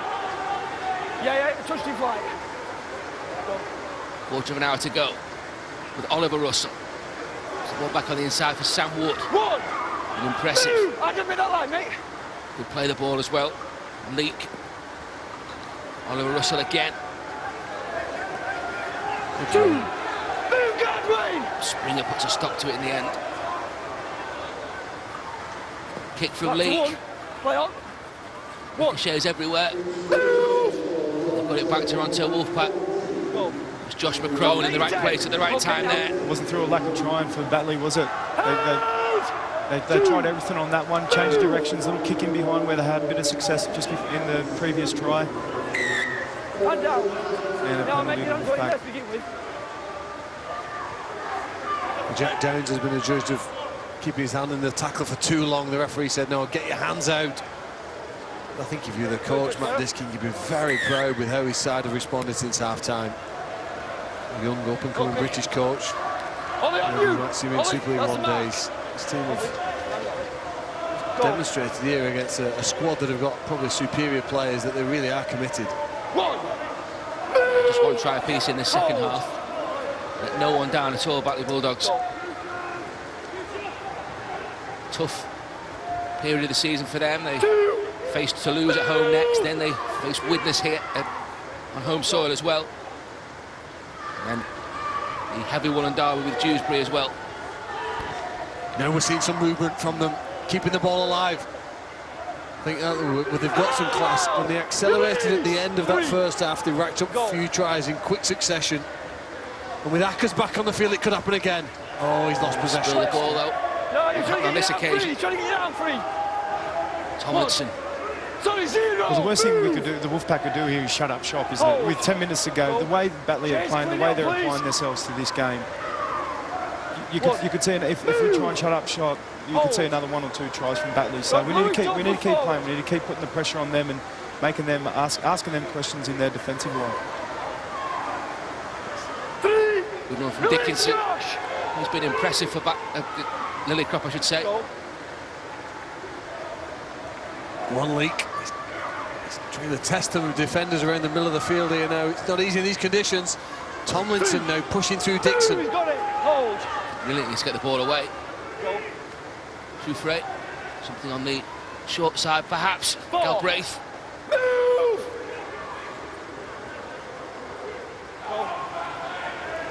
Jouffret. Lillicrop. The second carry of this sequence. It's Sidlow and Dixon's tackle. Here's the last one. Red alert here, isn't it? Last play, their little grubbers in behind. That's exactly what happens from Jouffret. Alive to that danger in the shape of Gareth O'Brien. Dave Scott came back on the inside, didn't he? He scored the first try for Batley. Wanted to get one more here now. Came back towards it, but O'Brien has it covered. It's amazing, you know, the conditions that the Toronto Wolfpack will play throughout the season. I mean, you look at this, and then in the height of summer, they'll be playing in, you tell me. Yeah, well, what, 33, 34 degrees on a 4G pitch over in Canada, so the absolute complete opposite to this. Go straight into it. But you know what, I've got to admire something too about Batley is their discipline. They're disciplined to, you know, something's worked. You can see a lot of teams, they might even try and go around here, but they've obviously had a little bit of success with one grubber kick, so they're going to keep going it, keep going it. They nearly just got another result there. One. Galbraith has it for the Bulldogs. Hold. Wait, Josh, wait. Good. Campbell. Two. Get away from Stanley's tackle. Hold. Wait, Jouffre back on the inside. Three. Two. Well, Anthony. Good. Gledhill. Jouffre again.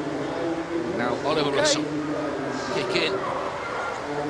Matty Russell is there though. Okay, be a dropout. The longer the game's gone on, the scrum half and stand-off for Batley, Jouffre and Russell have seemed to grow in confidence. They've started to like it a little bit more. They're coping with it better. And we also talked about how they were going to physically finish the game off, and I think they're finishing off pretty well, Batley. They haven't run out of puff. They're still asking questions of the defensive line. Jouffre's been the main piece in their jigsaw there, and I think they're going to go for it again here. Yeah. When you're ready, please. Brian McDermott. Just the gaffer doesn't look happy there, does he? Getting all he's soaked. I'll go and take him a chamois down. He might be all right. One. Move. Gledhill for Batley. Go, Adam. Last time. Leak. Now Scott.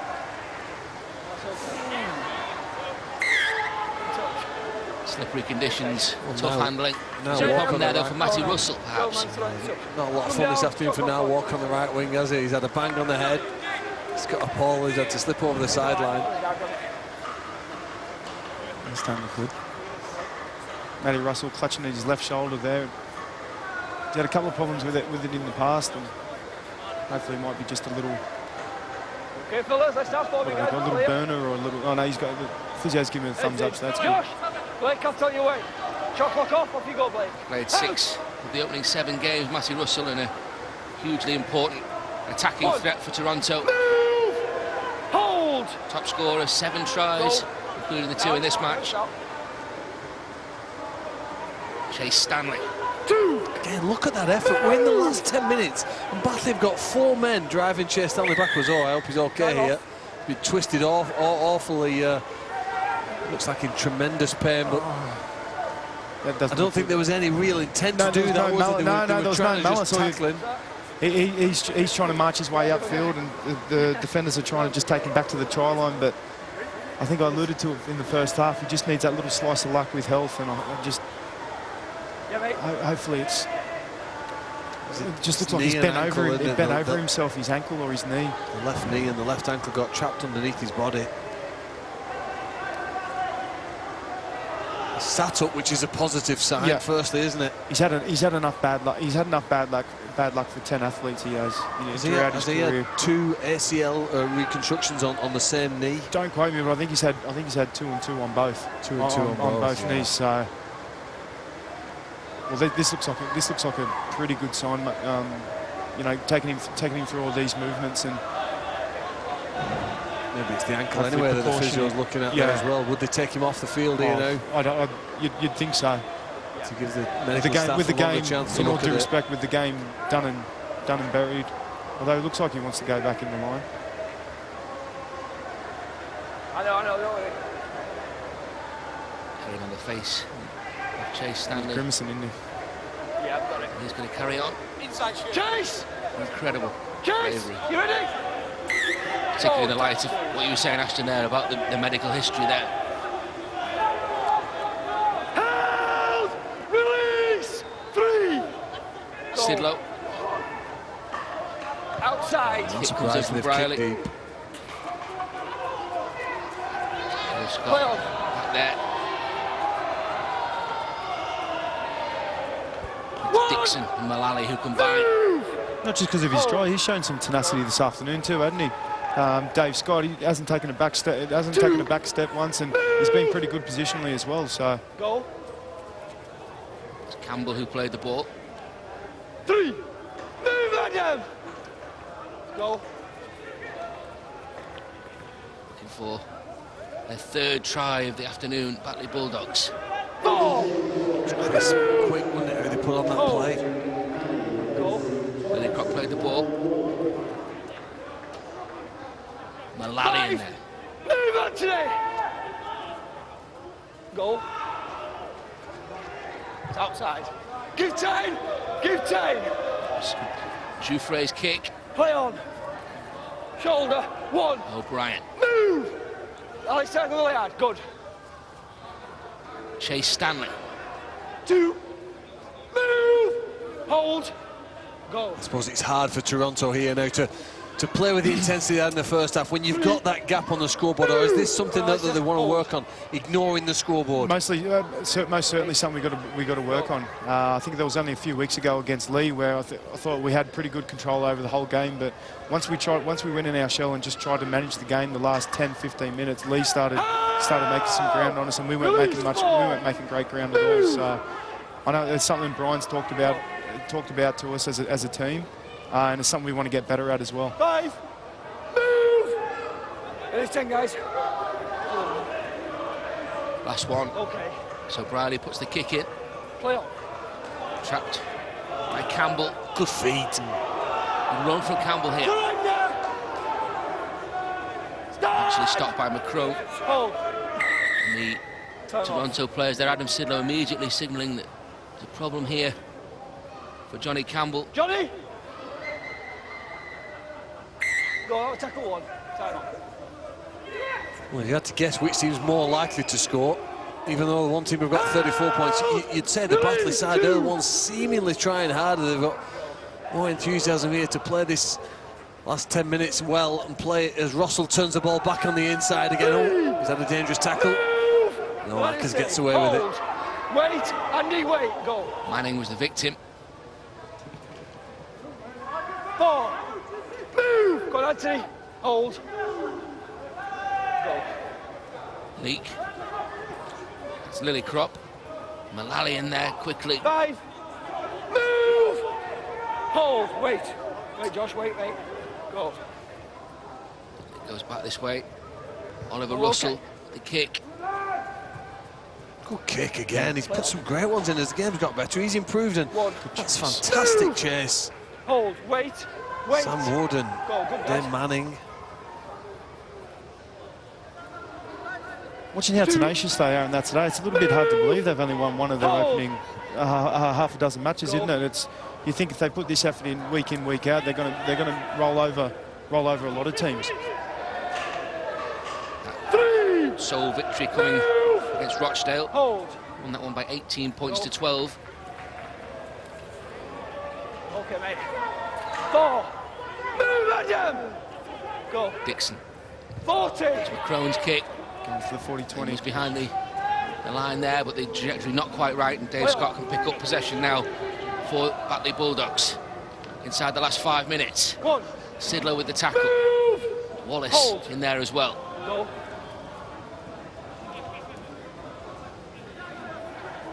2. Move. Go, knock in that square. Tomlinson. 3. Manning. Beautiful line in behind the ruck there again from Manning. He's not giving up. I know Wolfpack, especially on the back of great contact. On the back of 40 points from the Wolfpack last week. I know we'll definitely not want to concede even 2 points. Not that I'll go for 2 points, but any points at all to finish this game off as Lillycrop goes through. 5. Lillycrop doing his best to post some more points. It's the last chance though for Batley. Leak.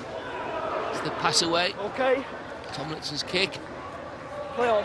Russell. Can't trap him, it's danger now. 1. Move, Ollie. Well, Russell tried, didn't he, to get them trapped in that corner again. 2. There's the pull down, Gareth O'Brien. Oh, push and shove goes on here. Penalty to the Wolfpack. Thank you. And they'll get an opportunity perhaps to score the final points of this game. Oliver Russell was. You want to see a little bit of fire in your half-back, don't you? There you are, easy mark.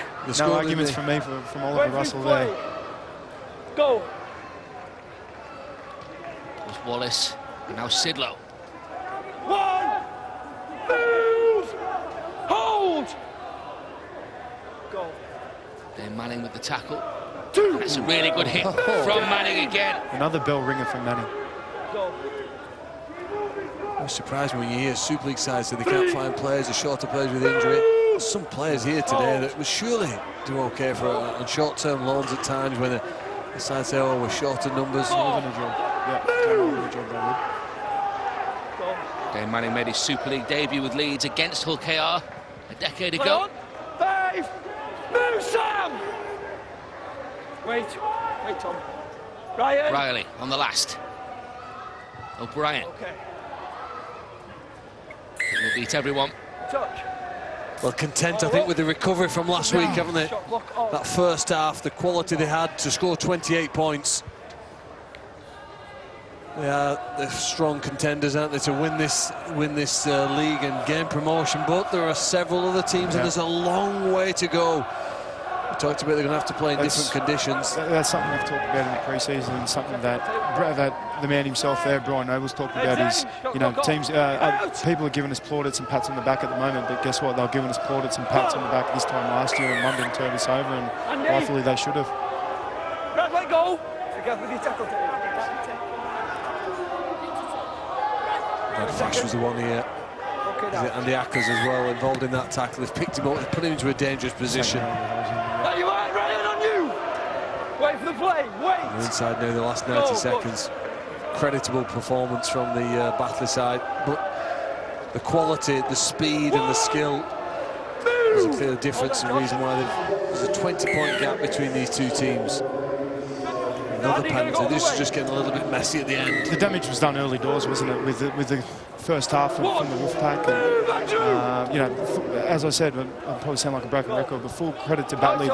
They've hung in this whole time, and a bit of a messy play of the ball. It's when you played it. Jeez, I've done the commentators' curse to this game about 3 or 4 times, I reckon. Shot clock on. Just a little lapse in concentration with a minute to go. The damage done really in that second quarter. 4 tries, just took the game away from the Batley Bulldogs. 2 from Ricky Latelli, Logan and Matty Russell as well. Okay, guys, heads in. Dave, heading please. Shot clock off. Right, there you go. Out! 1! Move! Hold! Logan is tackled by Leak. Play the ball properly. Delayed the play the ball. I don't know whether to try and get the opposition offside. I don't think you do that. Is there time for Toronto to inflict further damage? Only a couple of seconds left. It could be the last action. A perfectly satisfactory performance for Toronto here at Craven Park. Last week's defeat in Toulouse. They've responded in the perfect way. They took the game away really from the Batley Bulldogs in the second quarter of that first half with 4 tries.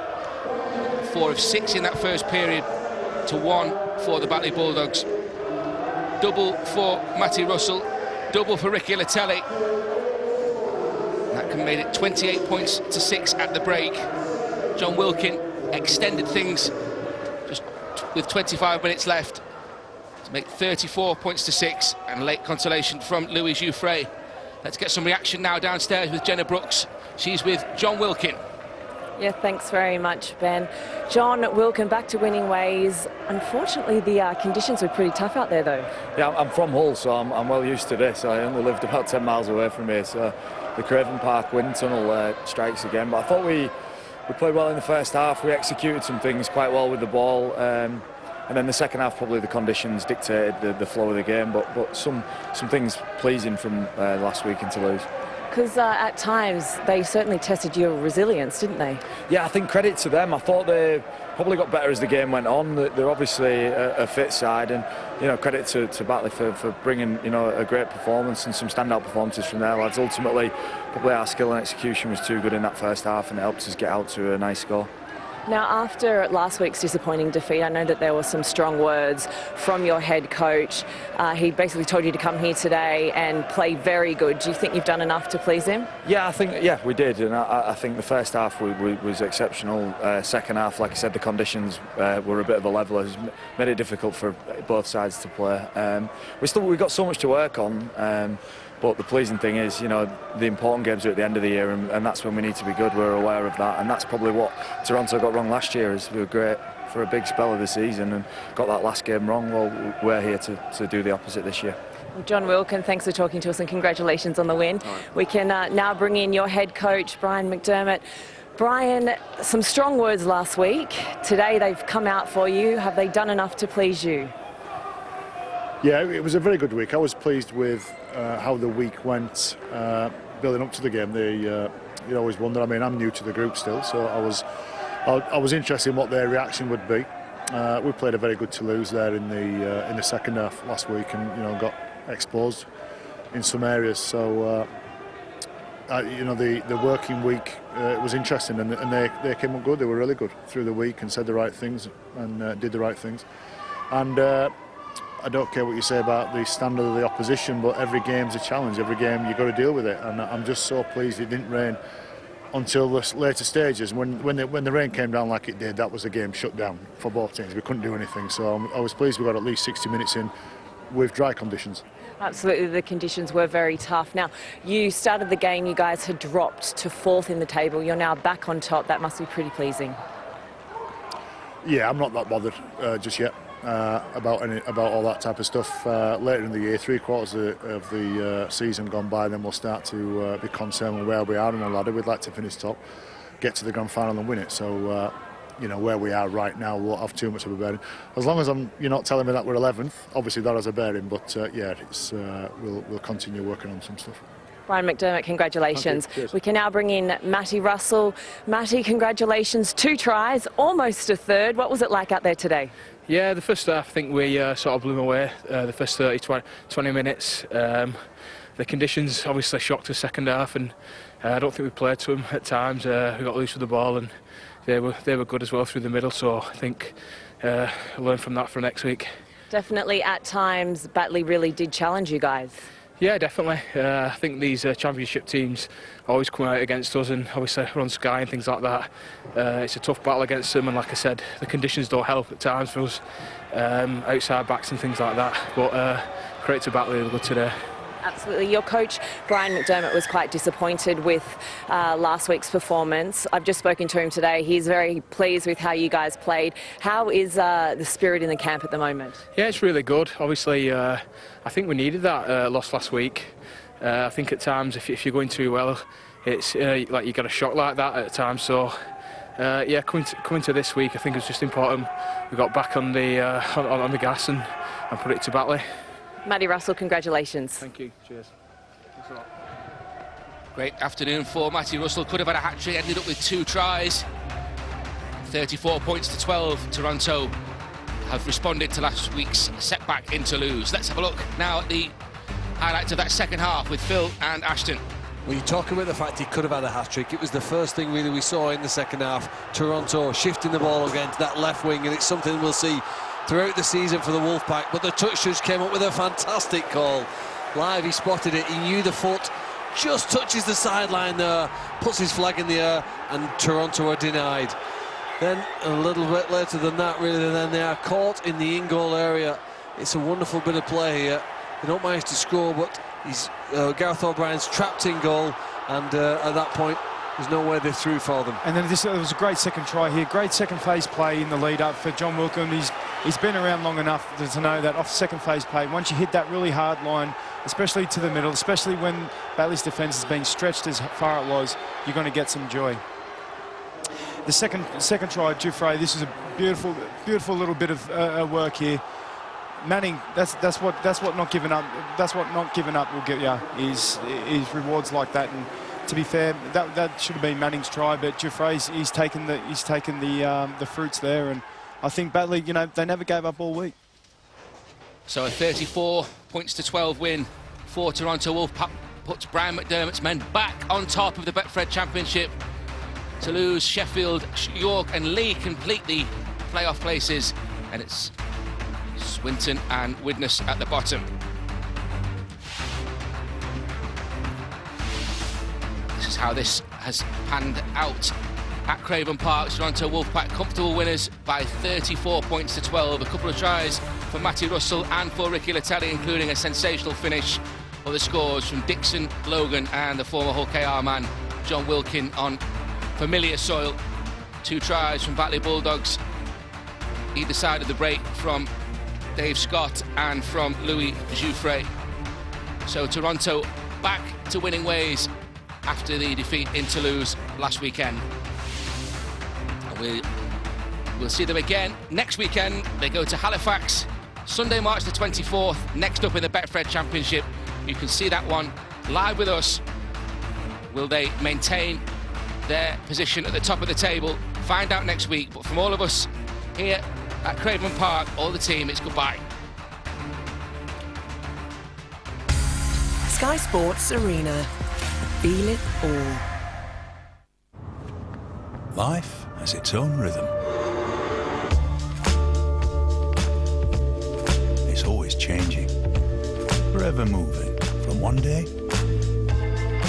to the next. Which is why with O2, you have the flexibility to spread the cost of your phone between 3 and 36 months for a lower monthly bill. Search O2 Custom Plans. Phone plans that move with the rhythm of your life.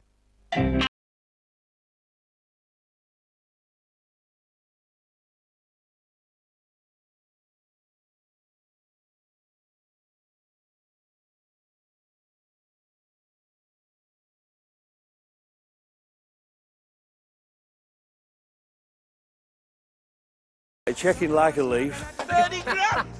Yeah! I wasn't thinking of what I could buy, I was just thinking how lucky we was to get it. £60,000. I couldn't believe my eyes. I wanted to cry.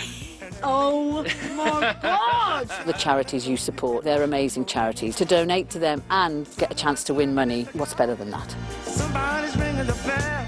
For your chance to win, sign up before midnight this Thursday to play in next month's draws. This is what luxury included feels like. Chefs are creating masterpieces. The staff are making their finishing touches. Bartenders are shaking things up. Butlers are preparing for your arrival. When can we expect you? Sandals, the 5-star luxury included resorts. Call 0800 742 742. I really like Meet Me in Morocco, John. I'm a big fan of red. Kiwi jazz? Have they got any blues? Oh, John. Oh. That's it. How about Darling, my darling? Oh. And if that's not the perfect colour, we can choose another and get our money back. Ooh, nice. The Valspar Love Your Colour Guarantee. A second chance if you have second thoughts. Valspar Paint. Available. Do it! You can do it when you're being Kiewit. 5-star movies deserve a home of their own. All right, all right, all right. Are you watching closely? Available now on Sky Cinema.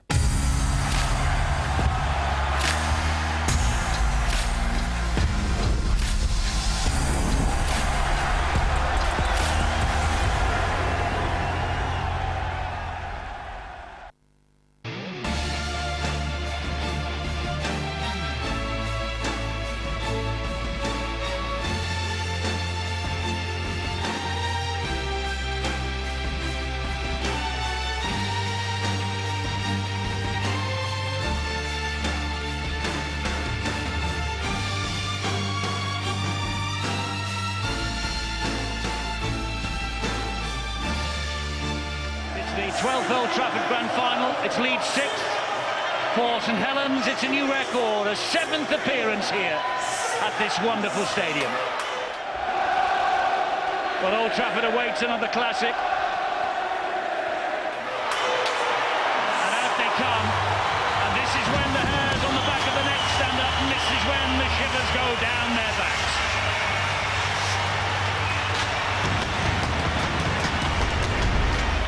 Top team, second team after the weekly rounds. It's the 9th time they've faced each other in playoffs. It's 4 wins apiece, and that's possibly a reason why we have a 0-0 scoreline after 13 minutes of the 2009 Grand Final. That ball has popped up for Eastman, and Eastman will go in for the first St Helens try. It was a dart through, it bounced off, I think, off a Leeds player, and Kyle Eastman, I think, has scored the first try of the Grand Final. But Steve Ganson has asked video referee Phil Bentham to check out the legality of this. The rookie in the Grand Final thinks he scored. Well, a kick through from Wilkin. It just ricocheted away. They really should have been more alert, the Rhinos.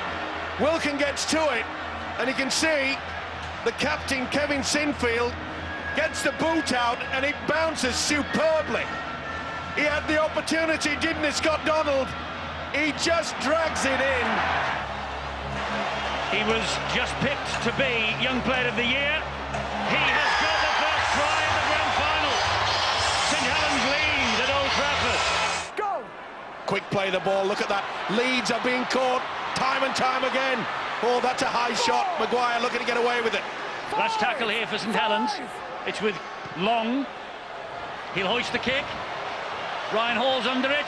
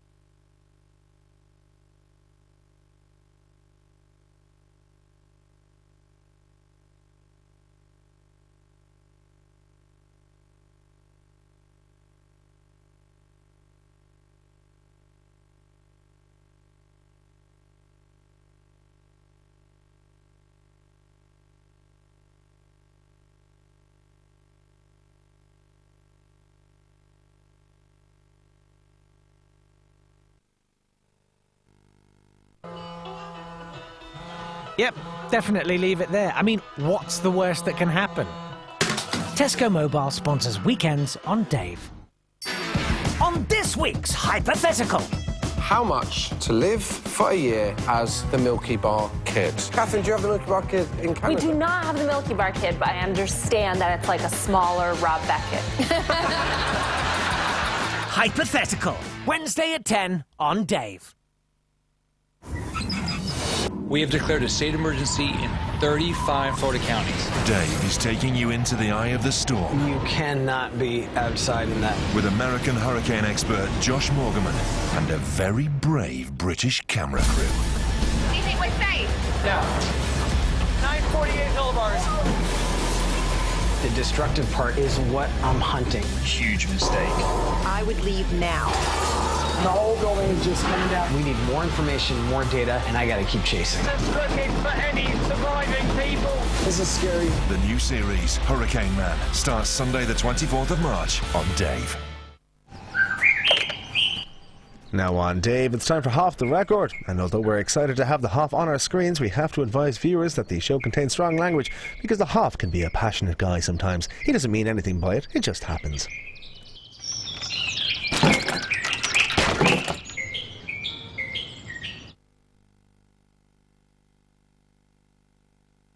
Help people. If it helps, you can talk to me. Provider. Every day I have to do a meal planner. Hi, love, you okay? Meet the police officers. Get you in, behind your back. Taking multitasking to a whole new level. How many robbers do you think I caught today? 1,000. The brand new series of The Shift, Women on the Force. Friday at 10, exclusive to W. This military behemoth is completely mind-blowing. Engineered ahead of their time, now stuck in the past. For now, they're too expensive to remove, so we accept them as historical reminders as well as just strange structures. The brand new series of abandoned engineering starts Tuesday the 26th of March, exclusive to yesterday.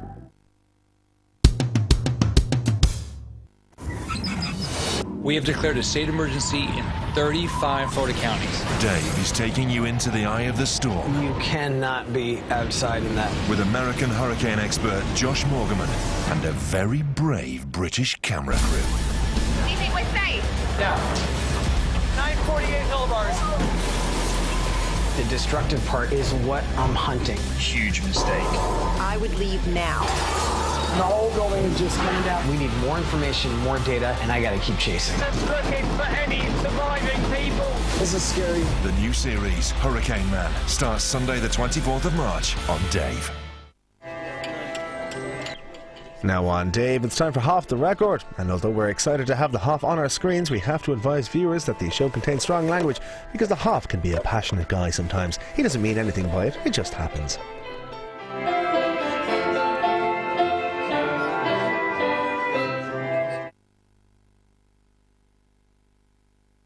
A jetpack. I want to do something artistic, Dieter. I want to do something truthful. I want to Hasselhoff. I'm Cherry Healy, and after decades of wear and tear, my face and body just ain't what they used to be. These used to be there. For many, plastic is fantastic. I just feel more confident, more womanly. And I'm starting to wonder whether I should join the gang. You should maybe consider Botox. It's so unbelievably brutal. Oh, God. And now that I've seen it, I don't know if I can do it. Join Cherry Healy as she questions whether her happiness is just a nip and tuck away. On one hand, I want to accept myself, but on the other hand, is there anything I can do to tweak it a bit? Should I go under the knife? Starts Wednesday at 9, exclusive to W. On this week's Hypothetical. How much to live for a year as the Milky Bar Kid? Catherine, do you have the Milky Bar Kid in Canada? We do not have the Milky Bar Kid, but I understand that it's like a smaller Rob Beckett. Hypothetical. Wednesday at 10 on Dave. What does it take to be a modern-day leader? It's been massively busy over the last few days. Protector. We come to work to help people. Provider. Hi, love, you okay? Meet the police officers taking multitasking to a whole new level. I have a camera recording. The Shift, Women on the Force, Friday at 10, brand new and exclusive to W. This military behemoth is completely mind-blowing. Engineered ahead of their time, now stuck in the past. For now, they're too expensive to remove, so we accept them as historical reminders as well as just strange structures. The brand new series of Abandoned Engineering starts Tuesday the 26th of March, exclusive to yesterday.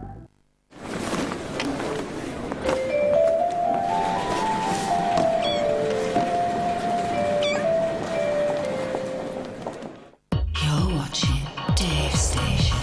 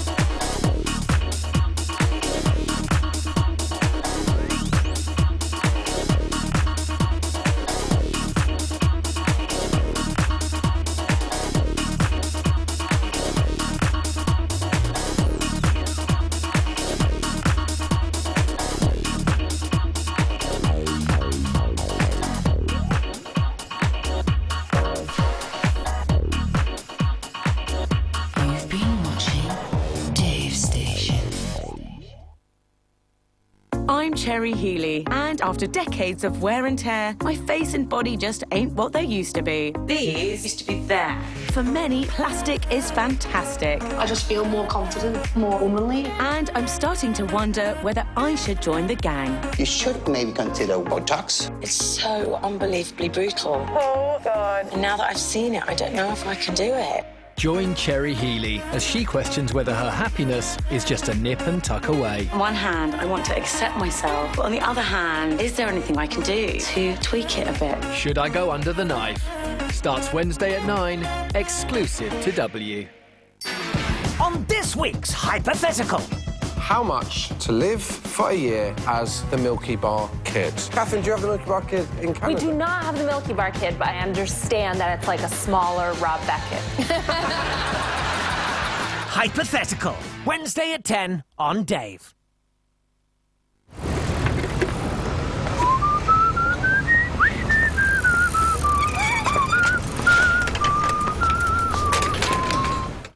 You're watching Dave Station.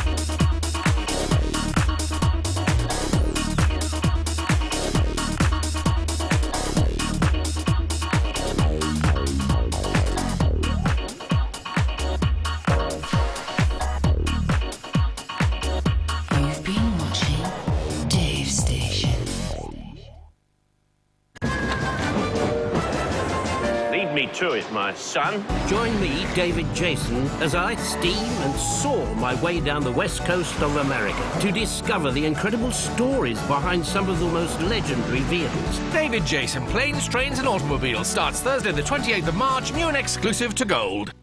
This military behemoth is completely mind-blowing. Engineered ahead of their time, now stuck in the past. For now, they're too expensive to remove, so we accept them as historical reminders as well as just strange structures. The brand new series of abandoned engineering starts Tuesday the 26th of March, exclusive to yesterday.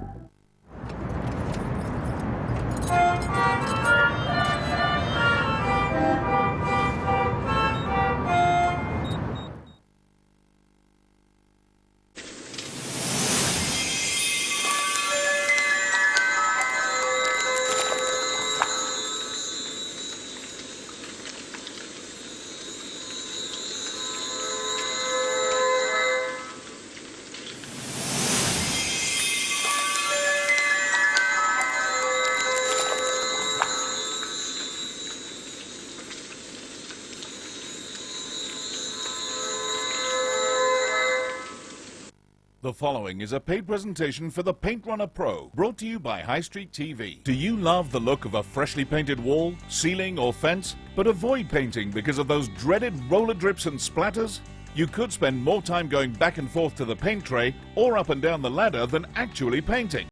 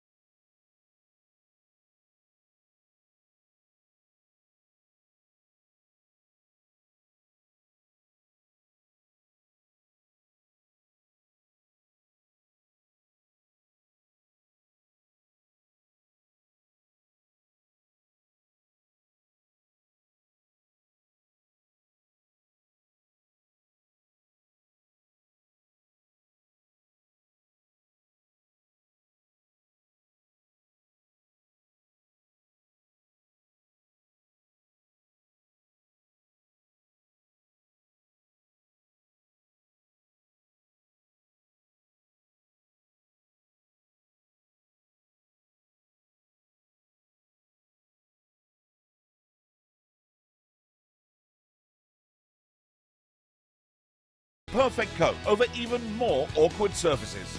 Wait till you see the results. Plus, you will see how everyday people react to the Paint Runner Pro the very first time they try it. But now, let's meet our host, James Cheney. Hello and welcome to the Renovator Paint Runner Pro Testing Lab. It's no secret that paint is a renovator's best friend because a quick lick of paint can add value to your home for a small investment in just paint and time. But if you've ever tried to get a professional result with ordinary painting tools, it can be easier said than done. That's why the Renovator Paint Runner Pro has sold more than 1 million units worldwide and growing. The reason is simple. You just pour and paint. It's that easy to use and it gives you professional results. Plus, it doesn't drip. It doesn't splatter. It covers almost every surface. It doesn't matter. And it's so much faster than the old way of painting. Now, to prove it, come over here because we've set up this side-by-side challenge to see just how much faster the Paint Runner Pro is compared to old technology rollers. Leon here, he's using old technology rollers, and I've got Jane who's using the Paint Runner Pro system. Now, they're in front of a typical interior wall with a window, light switches and more, and you're going to see just how fast this really is. So, on the count of 3, 2, 1, go and start painting. Now, one thing you'll notice, Jane is using one of the many accessories that's included in the Paint Runner Pro system, but more about that later. You'll notice she's already started painting, she's cutting in on the window edge, but look at Leon. He's still getting set up and he's got all of this equipment. We'll be back in a few moments for the finish. Renovator Paint Runner Pro minimises the amount of coats needed on a project. So we've created a black background demonstration. And here we're testing a regular paintbrush, we've got a traditional roller, and we've got the Paint Runner Pro. Now keep in mind, the paint used with each product is identical. Now, we all know that paintbrushes have been used for hundreds of years, and unless you're a professional painter, it's very difficult to get the perfect finish. Now, look at that lack of coverage. You can see right through the coat to the background. Now, over here, I've got a traditional old roller, one that you'd find at any old hardware store. Now, look at this. Just like the paintbrush, I'll run over it 4 times, and I think you'll begin to see that just like that paintbrush as well, it's not getting the job done. But watch closely as we use the Renovator Paint Runner Pro to see how it stacks up.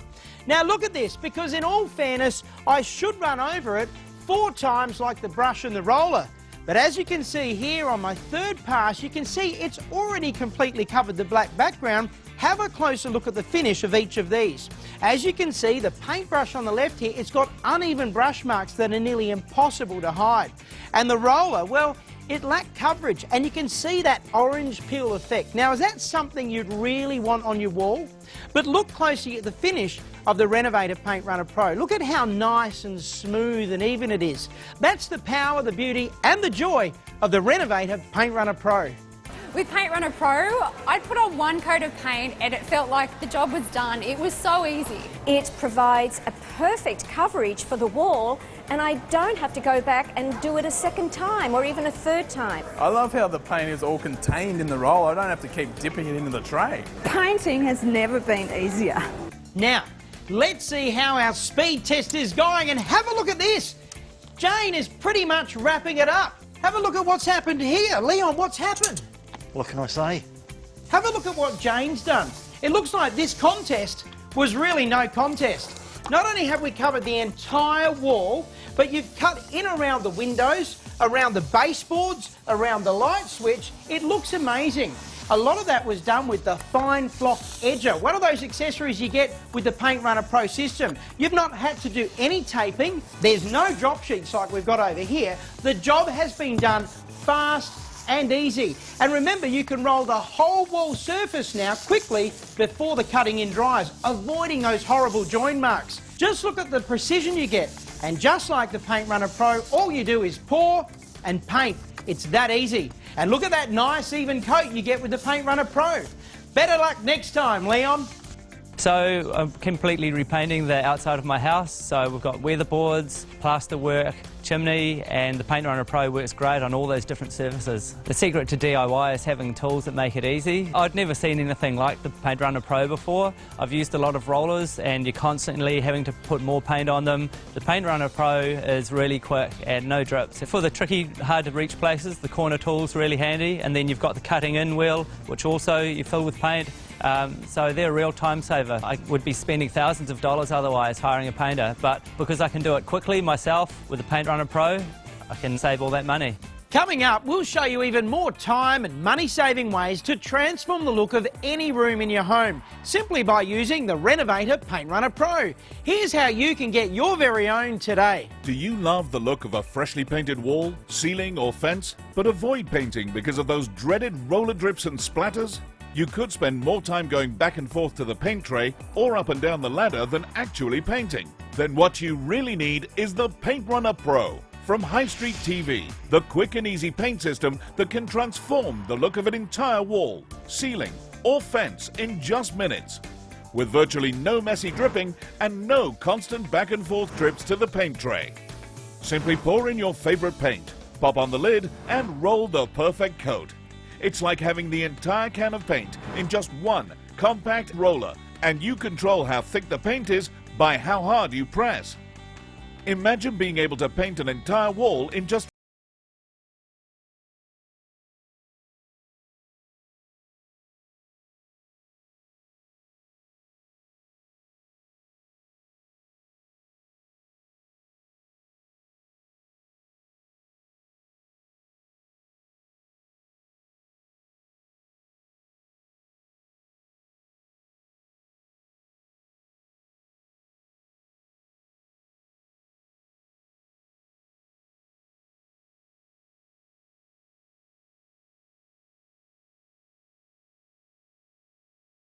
with the Paint Runner Pro, it's as easy as pour and paint the perfect coat over even the toughest surfaces, like delicate wood.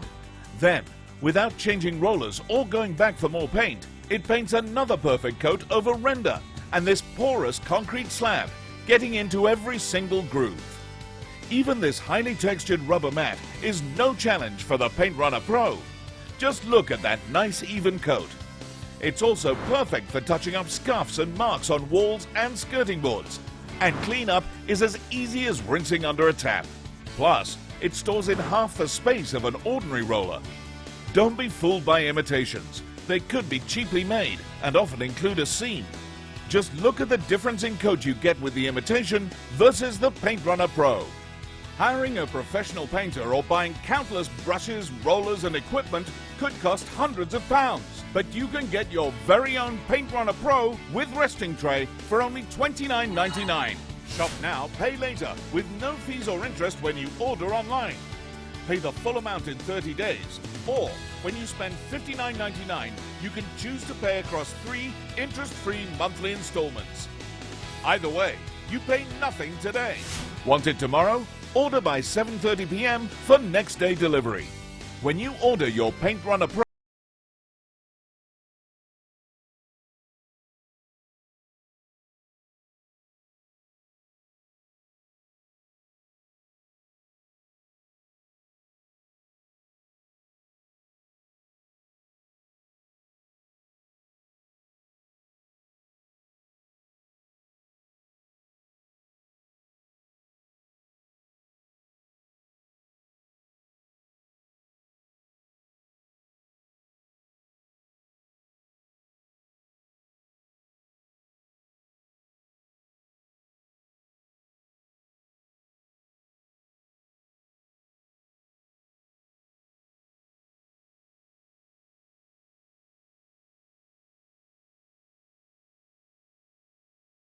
when you order, you can choose your favorite way to pay. Simple, fast and secure. Buy with confidence from High Street TV, one of the UK's largest and most successful home shopping retailers. We pride ourselves on complete customer satisfaction, and every purchase is protected by our 30-day money-back guarantee for your peace of mind. If you don't love it, just send it back for a full refund of the purchase price. Take the mess, effort and the expense out of redecorating. And order your Paint Runner Pro now by calling our dedicated UK call centre or visiting highstreettv.com today. The Paint Runner Pro is so easy and so fast, you'll be amazed by how motivated you'll be to start transforming those outdated looking rooms. Now, as you can see, this room has dull looking walls and everything around it just seems to match them. Now watch as I just pour and paint. It's that easy. Again, I was able to just walk into the room with a can of paint and a Paint Runner Pro and start painting away, eliminating that unnecessary prep time. All I did was remove a couple of paintings from the wall and that's it. Now, while I continue to effortlessly transform this entire room, let's see what happened when we took the Paint Runner Pro to a local mall to capture people's reactions when they tried it for the very first time. Really simple, easy to paint. And it's not flicking back at me at all. And wow, that is so easy to use. That's incredible. What an amazing tool.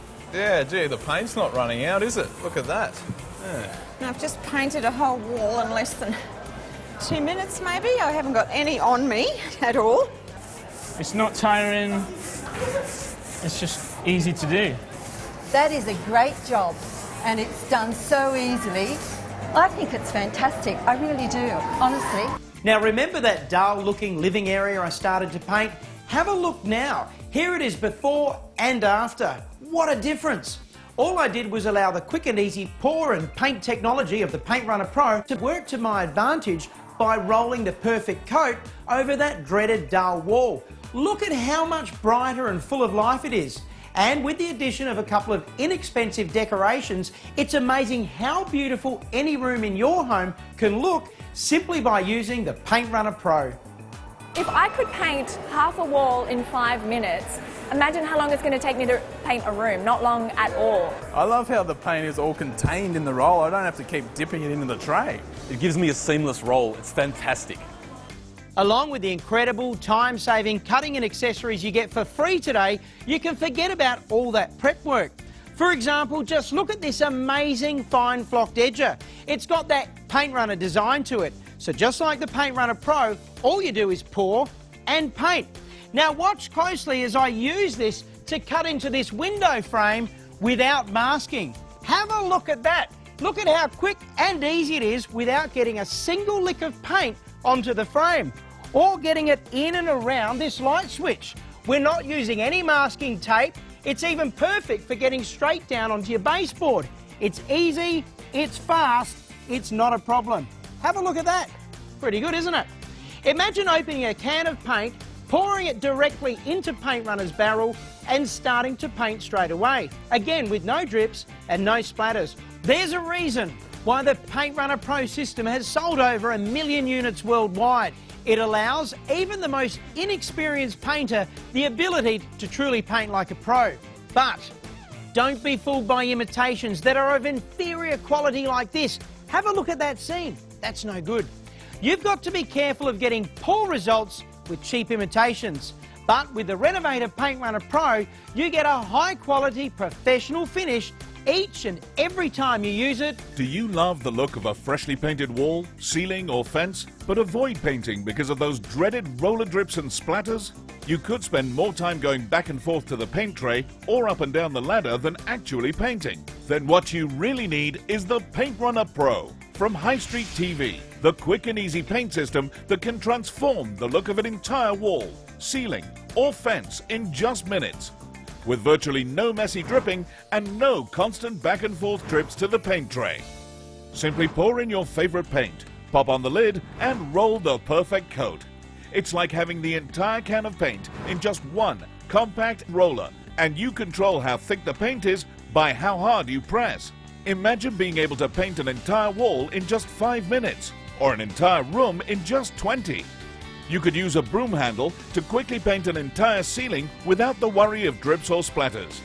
You could save time and money by not having to deal with those messy, time-consuming drop sheets that don't always catch the splattering paint from some traditional rollers. With the Paint Runner Pro, it's as easy as pour and paint the perfect coat over even the toughest surfaces, like delicate wood. Then, without changing rollers or going back for more paint, it paints another perfect coat over render and this porous concrete slab, getting into every single groove. Even this highly textured rubber mat is no challenge for the Paint Runner Pro. Just look at that nice even coat. It's also perfect for touching up scuffs and marks on walls and skirting boards. And cleanup is as easy as rinsing under a tap. Plus, it stores in half the space of an ordinary roller. Don't be fooled by imitations. They could be cheaply made and often include a seam. Just look at the difference in coat you get with the imitation versus the Paint Runner Pro. Hiring a professional painter or buying countless brushes, rollers and equipment could cost hundreds of pounds. But you can get your very own Paint Runner Pro with resting tray for only $29.99.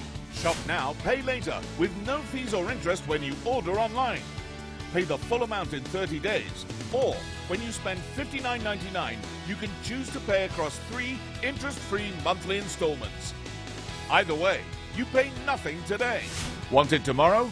Order by 7:30 p.m. for next day delivery. When you order your Paint Runner Pro, you'll also receive the superfine flocked edger. This perfect complement to the Paint Runner Pro allows you to easily cut into window frames, door frames, and more, saving you time, fuss, and aggravation for the perfect finish. That's not all. As a special bonus, when you order your Paint Runner Pro, you'll also get the Easy Flow Paint Pourer, so you can fill your Paint Runner Pro and flocked edger with ease. But wait! As another bonus, you'll also receive this fine flocked corner cutter, perfect for those hard-to-get corners. So now there's nowhere you can't paint. Ask your operator about additional Paint Runner Pro roller sleeve. If you're painting with 2 colors, you can save even more time by simply switching out roller sleeves instead of washing, then waiting for your roller sleeve to dry. Take the mess, effort, and the expense out of redecorating. And order your Paint Runner Pro now by calling our dedicated UK call centre or visiting highstreettv.com today.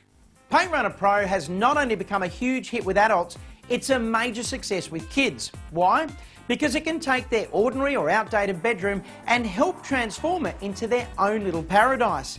Now, as you can see, this room is very plain for a kid's room and it needs a little love. But the good news is I've got mum and daughter here who can't wait to transform this room from dull to beautiful with Paint Runner Pro. So let's get them started and we'll check back in just a few minutes. But first, let's go back to the local mall to see what shoppers are saying for the very first time they try Paint Runner Pro. Oh, wow.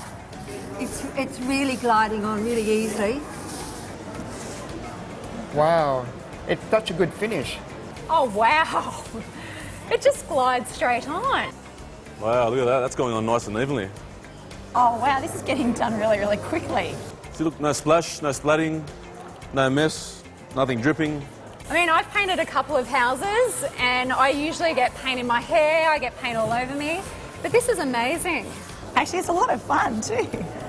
We're back and check out this room. In a matter of minutes, mum and daughter, armed only with a Paint Runner Pro and one can of inexpensive paint, completely transformed this room into a child's dream palace. Mum, how easy was it? It was super easy. I just wish I had have known about the Paint Runner Pro a long time ago. Did you ever think you'd be painting a room with your daughter that fast? I never thought me and my daughter could do this together. No drop sheets were required at all, not even an apron, and I didn't get a drop on me. I love what you've done with these stencils and the butterflies. Tell us about that. I just used a butterfly stencil and the Paint Runner Pro, and I created this beautiful effect. Well, there you have it. Whether it's a kid's room, master bedroom, living area, kitchen or bathroom, the Paint Runner Pro can transform any room in just minutes the quick and easy way. It's so easy to use. It's obviously been well designed from people who've actually painted. I love it. There's no drip, no brush stroke, no mess. It just saved you so much time and money. It was absolutely hassle-free. No more climbing up and down the ladder. No more drop sheets. I loved it. Not being a painter at all, I actually felt like a professional painter because it was getting a nice even surface. There was no uneven marks on the wall. It was really, really good, yeah. Now here at the renovated Paint Runner Pro testing lab, we believe there's no better way to test for quality and performance than to put it through extreme demonstrations. Now have a look at this concrete block. I can go straight onto there and you can see you get a nice, perfect, even coat. But watch this, I can go straight from there to this delicate piece of wood without skipping a beat and leaving a thoroughly professional job quick, fast and easy. But what about textured surfaces? Have a look how I can go over the stucco and the harder I press, the deeper it gets between those grooves. And you know what you'll love with the Paint Runner Pro? It's perfect on things like rough sawn timbers. Traditionally, you'd have to get a paintbrush and stab between all that rough wood. But as you can see there, it leaves a nice, perfect coat. And what about rubber matting? Well, it's no challenge for the Paint Runner Pro because as you can see here, the harder you press, the thicker the coat. Have a look at that. And what about checkered plate? Traditionally, if you were to paint with checkered plate and a regular roller, it can leave small little gaps between the checker. But look at that, it's perfect. Still not convinced? Let me show you this very quickly. When I go over this textured wallpaper, you can see here the harder you press, look at that, the thicker the coat, which means you've only ever got to do it one coat at a time. Still not convinced? You're going to love this if you've got a weatherboard house. You know how difficult it is to get into the grooves unless you've got a Paint Runner Pro cutting in tool. You will love it how quickly you can finish a weatherboard job. Watch this, we've already cut in, and as I can see here, I can go over the top with the Paint Runner Pro, and look at how quickly you can change the look of your home with the Paint Runner Pro. And that's outside. So what happens when you get to, say, the deck of your home? You could now make it look brand new just by adding a broomstick to the top of the Paint Runner Pro, and all I've got to do is run this over the top of the deck, and look at this.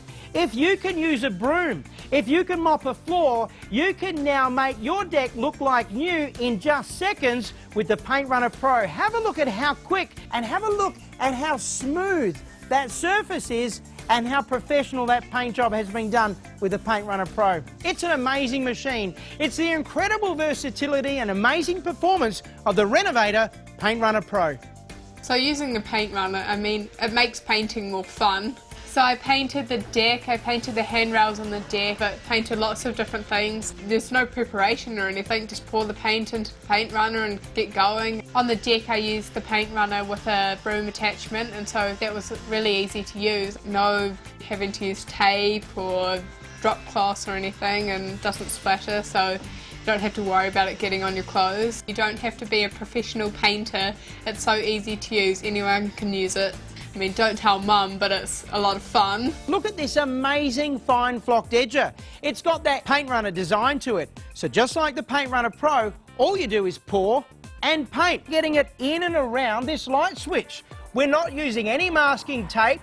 It's even perfect for getting straight down onto your baseboard. It's easy, it's fast, it's not a problem. Have a look at that. Pretty good, isn't it? So I'm completely repainting the outside of my house. So we've got weatherboards, plaster work, chimney, and the Paint Runner Pro works great on all those different surfaces. The secret to DIY is having tools that make it easy. I'd never seen anything like the Paint Runner Pro before. I've used a lot of rollers and you're constantly having to put more paint on them. The Paint Runner Pro is really quick and no drips. For the tricky, hard to reach places, the corner tool's really handy, and then you've got the cutting in wheel, which also you fill with paint. So they're a real time saver. I would be spending thousands of dollars otherwise hiring a painter, but because I can do it quickly myself with the Paint Runner Pro, I can save all that money. Do you love the look of a freshly painted wall, ceiling or fence, but avoid painting because of those dreaded roller drips and splatters?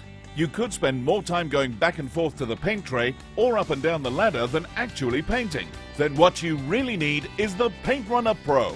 From High Street TV, the quick and easy paint system that can transform the look of an entire wall, ceiling or fence in just minutes. With virtually no messy dripping and no constant back and forth trips to the paint tray. Simply pour in your favorite paint, pop on the lid and roll the perfect coat. It's like having the entire can of paint in just one compact roller, and you control how thick the paint is by how hard you press. Imagine being able to paint an entire wall in just 5 minutes, or an entire room in just 20. You could use a broom handle to quickly paint an entire ceiling without the worry of drips or splatters. You could save time and money by not having to deal with those messy, time-consuming drop sheets that don't always catch the splattering paint from some traditional rollers. With the Paint Runner Pro, we have virtually eliminated that wasted prep time, allowing you to save time and money. The secret behind this amazing technology is in the Paint Runner Pro's microfiber roller and distribution system that releases paint in an even flow with precision, giving you a perfect coat. With the Paint Runner Pro, it's as easy as pour and paint the perfect coat over even the toughest surfaces, like delicate wood. Then, without changing rollers or going back for more paint, it paints another perfect coat over render and this porous concrete slab, getting into every single groove. Even this highly textured rubber mat is no challenge for the Paint Runner Pro. Just look at that nice even coat. It's also perfect for touching up scuffs and marks on walls and skirting boards. And cleanup is as easy as rinsing under a tap. Plus, it stores in half the space of an ordinary roller. Don't be fooled by imitations. They could be cheaply made and often include a seam. Just look at the difference in coat you get with the imitation versus the Paint Runner Pro. Hiring a professional painter or buying countless brushes, rollers and equipment could cost hundreds of pounds. But you can get your very own Paint Runner Pro with resting tray for only $29.99. Shop now, pay later with no fees or interest when you order online. Pay the full amount in 30 days, or when you spend $59.99, you can choose to pay across 3 interest-free monthly installments. Either way, you pay nothing today. Want it tomorrow? Order by 7:30 p.m. for next day delivery. When you order your Paint Runner Pro, you'll also receive the superfine flocked edger.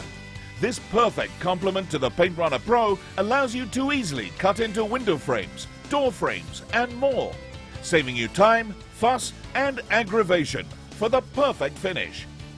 That's not all. As a special bonus, when you order your Paint Runner Pro, you'll also get the Easy Flow Paint Pourer, so you can fill your Paint Runner Pro and flocked edger with ease. But wait! As another bonus, you'll also receive this fine flocked corner cutter, perfect for those hard-to-get corners, so now there's nowhere you can't paint.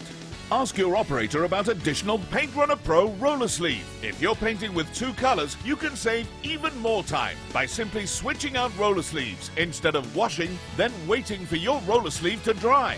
When you order, you can choose your favorite way to pay. Simple, fast and secure. Buy with confidence from High Street TV, one of the UK's largest and most successful home shopping retailers. We pride ourselves on complete customer satisfaction, and every purchase is protected by our 30-day money-back guarantee for your peace of mind. If you don't love it, just send it back for a full refund of the purchase price. Take the mess, effort and the expense out of redecorating and order your Paint Runner Pro now by calling our dedicated UK call centre or visiting highstreettv.com today. The proceeding was a paid presentation for the Paint Runner Pro, brought to you by High Street TV.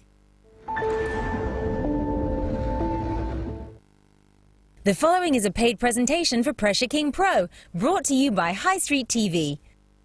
I can't believe how quickly and deliciously the Pressure King Pro works. The Pressure King Pro is just fantastic. It's phenomenal. Our family love Pressure King Pro.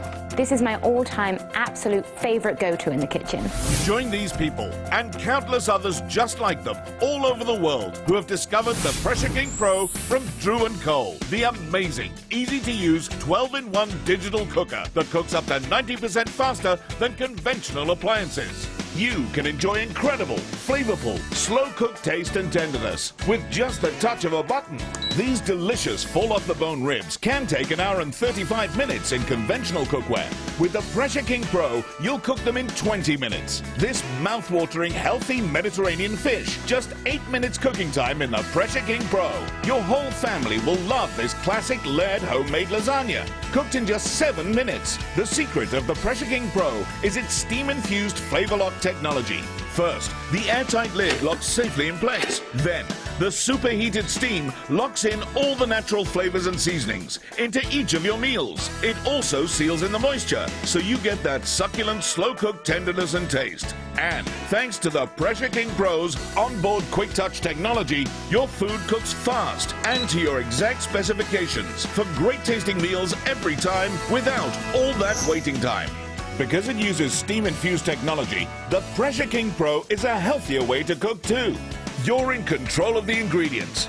Plus, your food will retain more of its important vitamins and nutrients than some other traditional cooking methods. Coming up next, learn how you can cook truly fresh, delicious meals for your entire family in just minutes with the Pressure King Pro, the one-pot kitchen king that makes incredible meals fast, fresh, and amazingly flavorful. Up to 90% faster than before. You'll also meet Holly Bell, Great British Bake Off finalist and Food Blogger of the Year. As a best-selling cookbook author and a frequent cooking expert on TV, she's always looking for ways to make great food fast. Are you short of time? On a budget? Don't you wish you had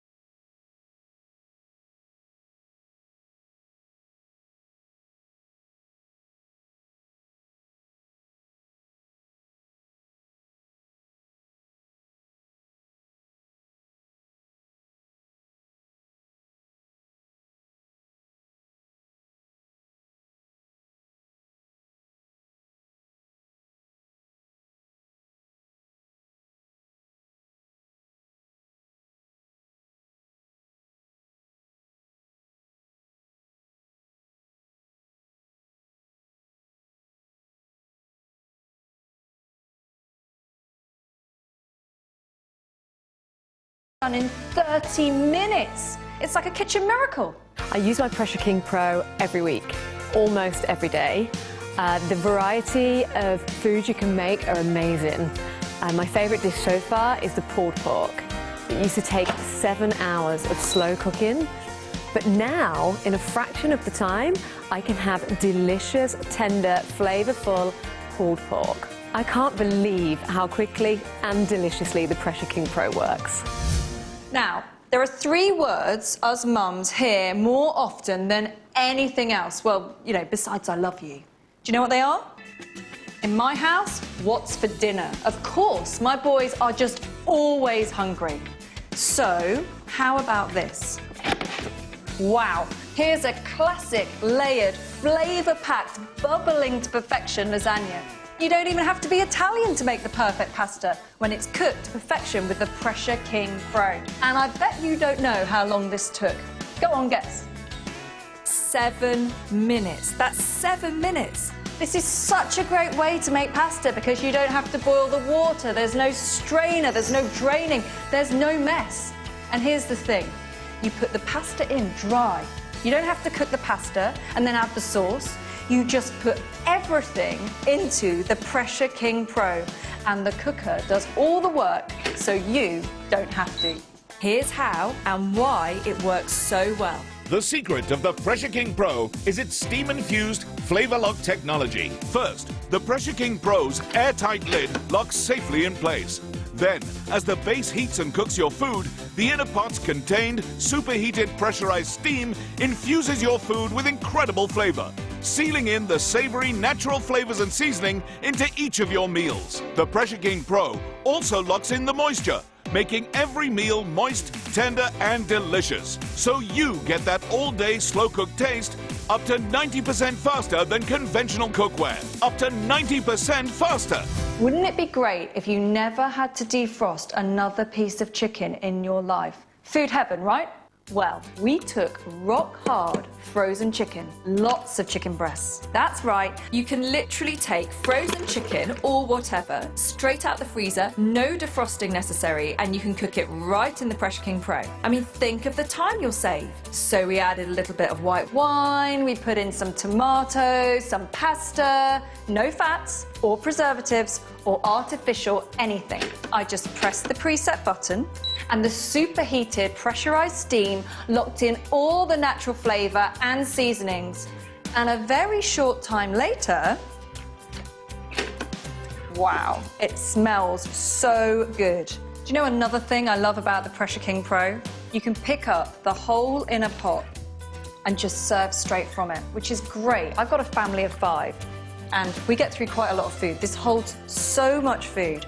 You can just serve it straight at the table, straight into the bowl. Look at that, you can see it still steaming away. And then this amazing tender chicken on the top. And then of course, always Parmesan, always, always. Throw some of that on there. Nothing makes my favorite food as fast and easy as the Pressure King Pro. Is there anything more delicious than those all-day slow-cooked recipes? But who has time to cook all that food? Well, now there's a great way to get incredible slow-cooked taste in fast food time with just a touch of a button. It's the Pressure King Pro from Drew & Cole.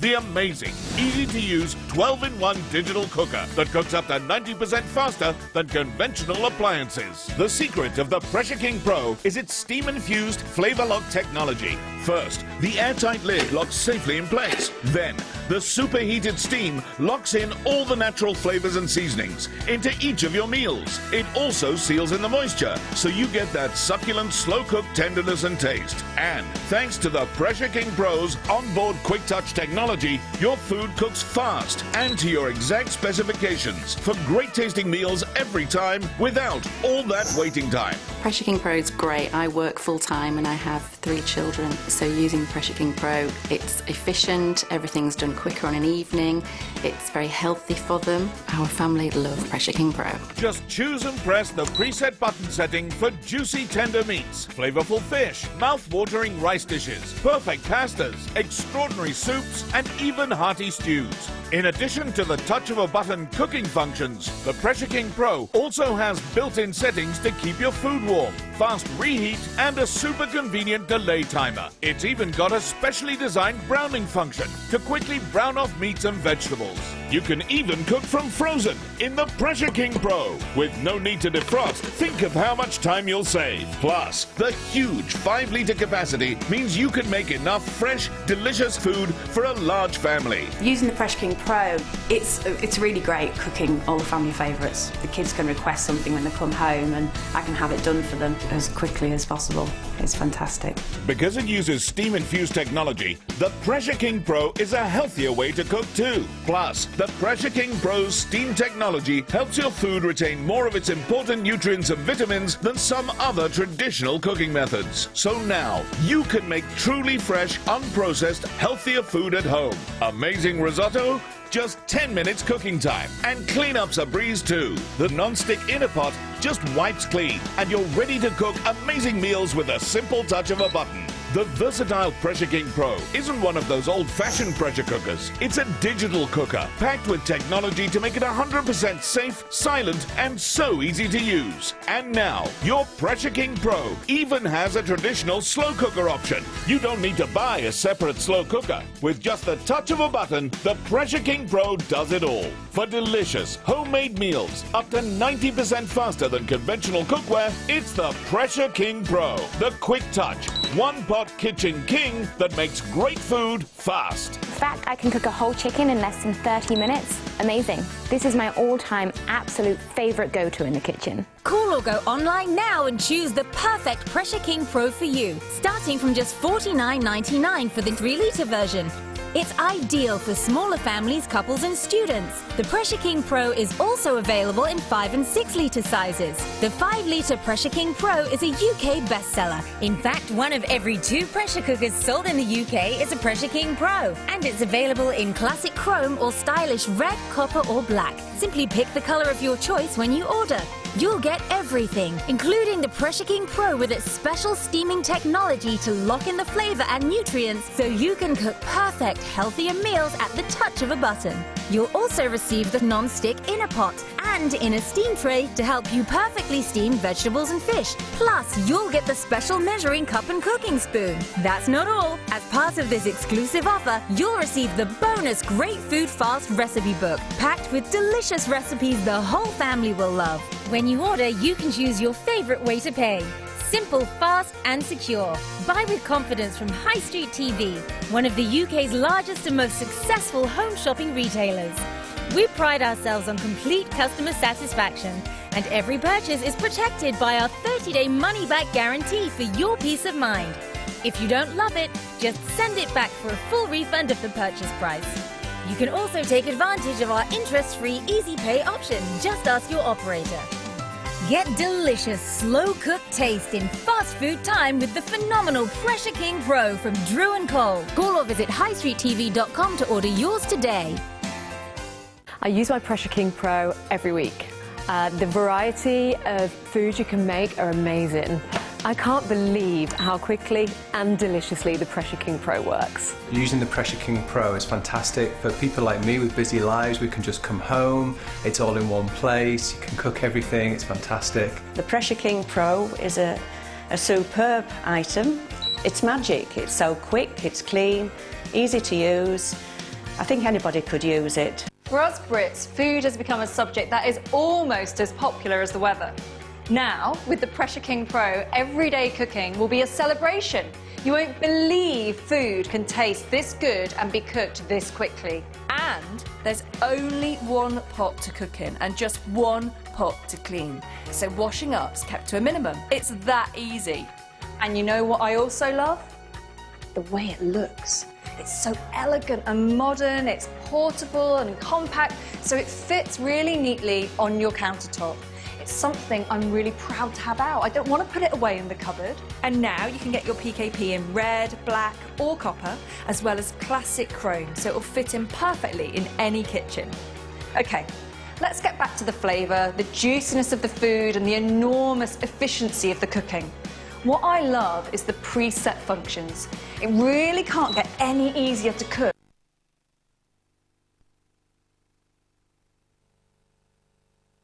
They haven't got the eye. It's got to be some kind of furniture. I mean, it could be anything under there.